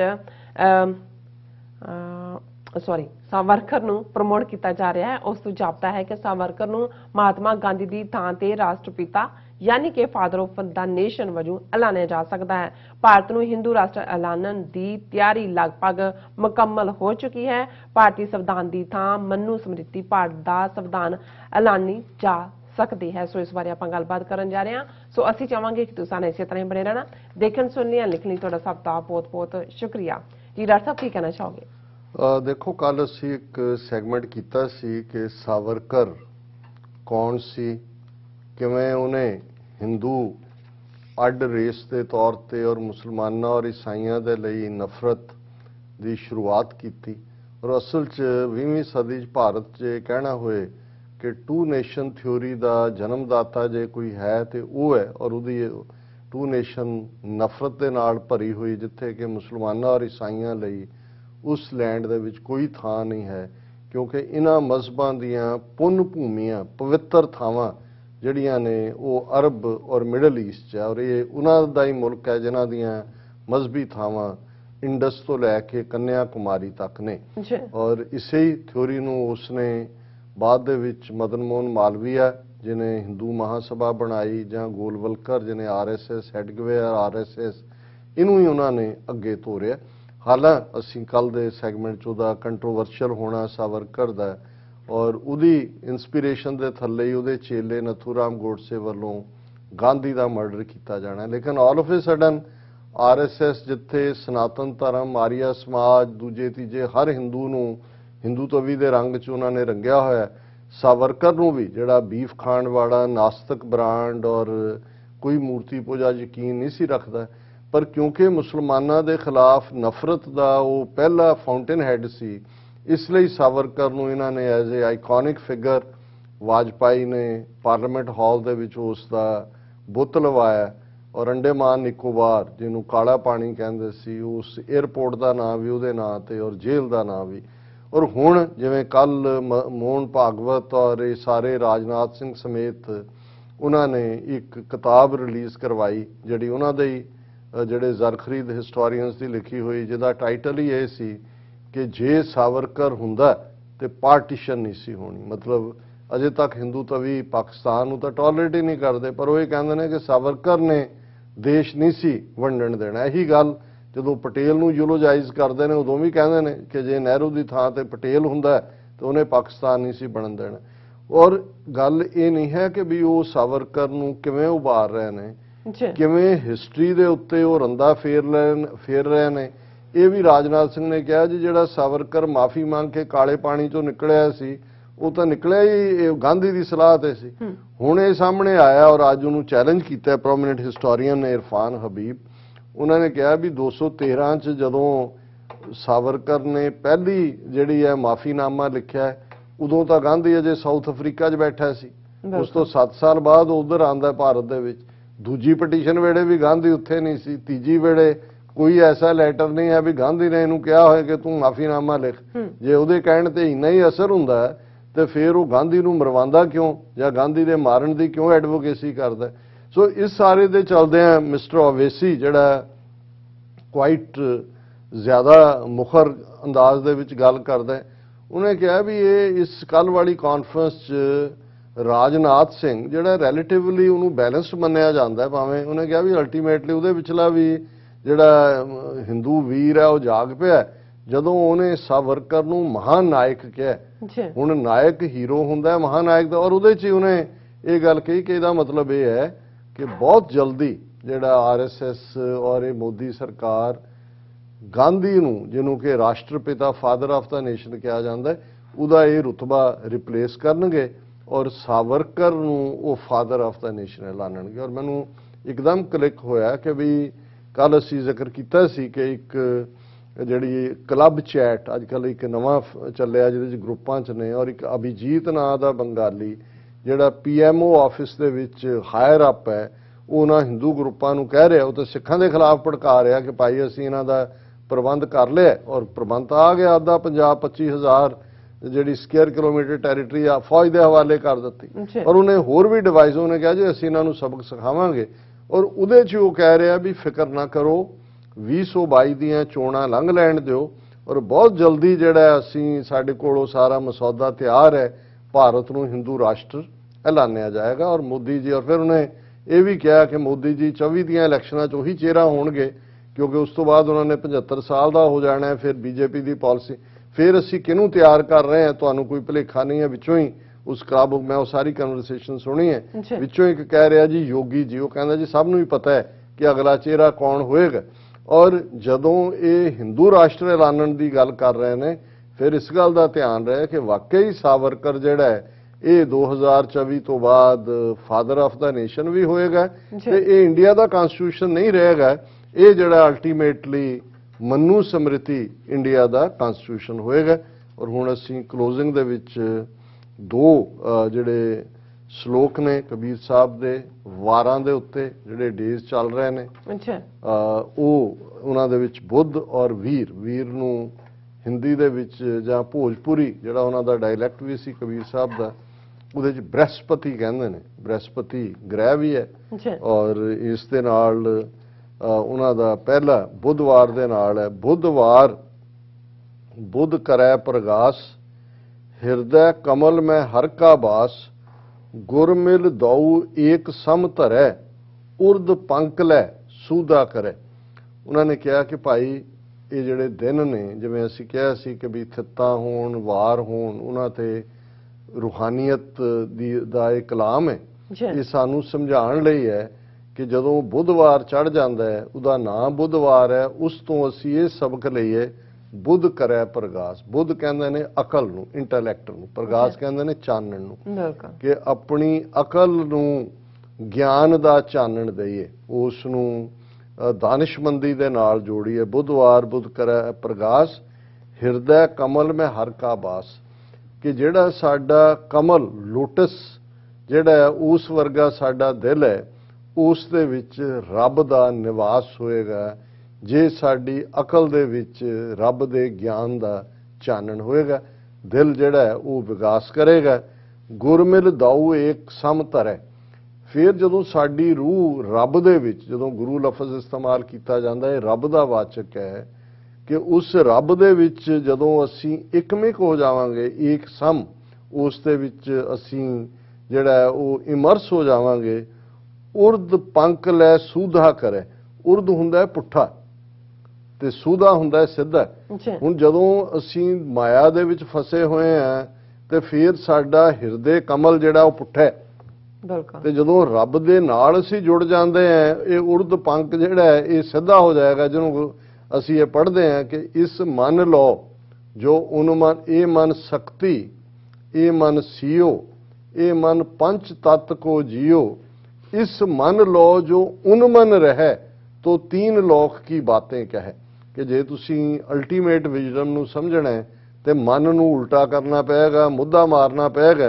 और वो तां ही है कि बुधवार सानू सिखांदा है कि भाई साडे अंदर रब दी याद होए, साडा दिल दा कमल विकास च होएगा।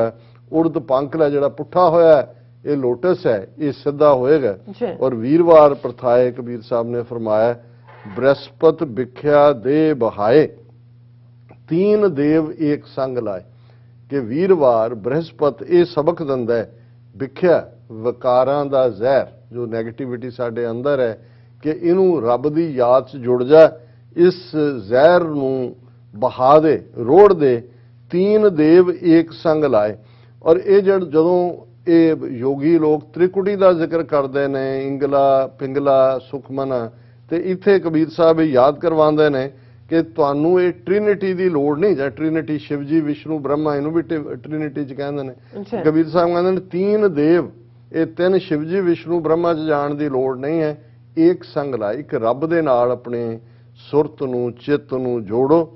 3 नदी तै त्रुकटी माहे, ਕਿ ਇਹ ਜਿਹੜੀਆਂ ਤਿੰਨ ਗਿਆਨ ਹੈ ਜਿਸ ਦੇ ਵਿੱਚ ਤੁਹਾਡੇ ਕਰਮ ਨੇ ਔਰ ਤੁਹਾਡੀ ਬੰਦਗੀ ਹੈ, ਇਹ ਤੁਹਾਡੀ ਤ੍ਰਿਕੁਟੀ ਹੈ। ਤਿੰਨ ਨਦੀਆਂ, ਕਿਉਂਕਿ ਜਿਹੜਾ ਤ੍ਰਿਕੁਟੀ 'ਚ ਉਹਨਾਂ ਦਾ ਆਪਣਾ ਈੜਾ ਪਿੰਗਲਾ ਸੁਖਮਣਾ ਦਾ ਕਨਸੈਪਟ, ਪਰ ਕਬੀਰ ਸਾਹਿਬ ਕਹਿੰਦੇ ਨੇ ਕਿ ਸਾਡੀਆਂ ਇਹ ਤਿੰਨ ਨਦੀਆਂ ਨੇ। ਜਦੋਂ ਤੁਸੀਂ ਰਜੋ ਤਮੋ ਸਤੋ ਤੋਂ ਉੱਪਰ ਜਾ ਕੇ ਉਸ ਗਿਆਨ ਨਾਲ, ਬੰਦਗੀ ਨਾਲ ਔਰ ਆਪਣੇ ਕਰਮਾਂ ਨਾਲ ਉਸ ਰੱਬ ਦੇ ਨਾਲ ਜੁੜ ਜਾਂਦੇ ਹੋ, ਅਹਨਿਸ ਕਸਮਲ ਧੋਵੈ ਨਾਹੀਂ। ਤੇ ਜੇ ਉਸ ਰੱਬ ਨਾਲ ਤੁਸੀਂ ਜੁੜੇ ਹੋ, ਅਹਨਿਸ ਹੁੰਦਾ ਦਿਨ ਰਾਤ, ਫਿਰ ਤੁਸੀਂ ਕਸਮਲ ਪਾਪ, ਕਿ ਜੇ ਤੁਸੀਂ ਰੱਬ ਨਾਲ ਜੁੜਦੇ ਹੋ, ਦਿਨ ਰਾਤ ਉਸ ਦੀ ਬੰਦਗੀ ਦੇ ਵਿੱਚ ਹੋਵੋਗੇ, ਫਿਰ ਇਹ ਤੁਹਾਡੇ ਸਾਰੇ ਕਸਮਲ, ਤੁਹਾਡੇ ਪਾਪ ਧੋਤੇ ਜਾਣਗੇ। ਤੇ ਜੇ ਤੂੰ ਨਹੀਂ ਜੁੜਦਾ ਉਸ ਰੱਬ ਦੇ ਨਾਲ, ਫਿਰ ਇਵੇਂ ਹੀ ਤੇਰਾ ਕਮਲ ਪੁੱਠਾ ਰਹੇਗਾ, ਉਦਾ ਰਹੇਗਾ, ਔਰ ਇਵੇਂ ਹੀ ਤੂੰ ਪਾਪਾਂ ਦੇ ਨਾਲ ਜੁੜਿਆ ਹੋਇਆ ਆਪਣੇ ਜੀਵਨ ਨੂੰ ਨਿਫਲ ਕਰੇਗਾ।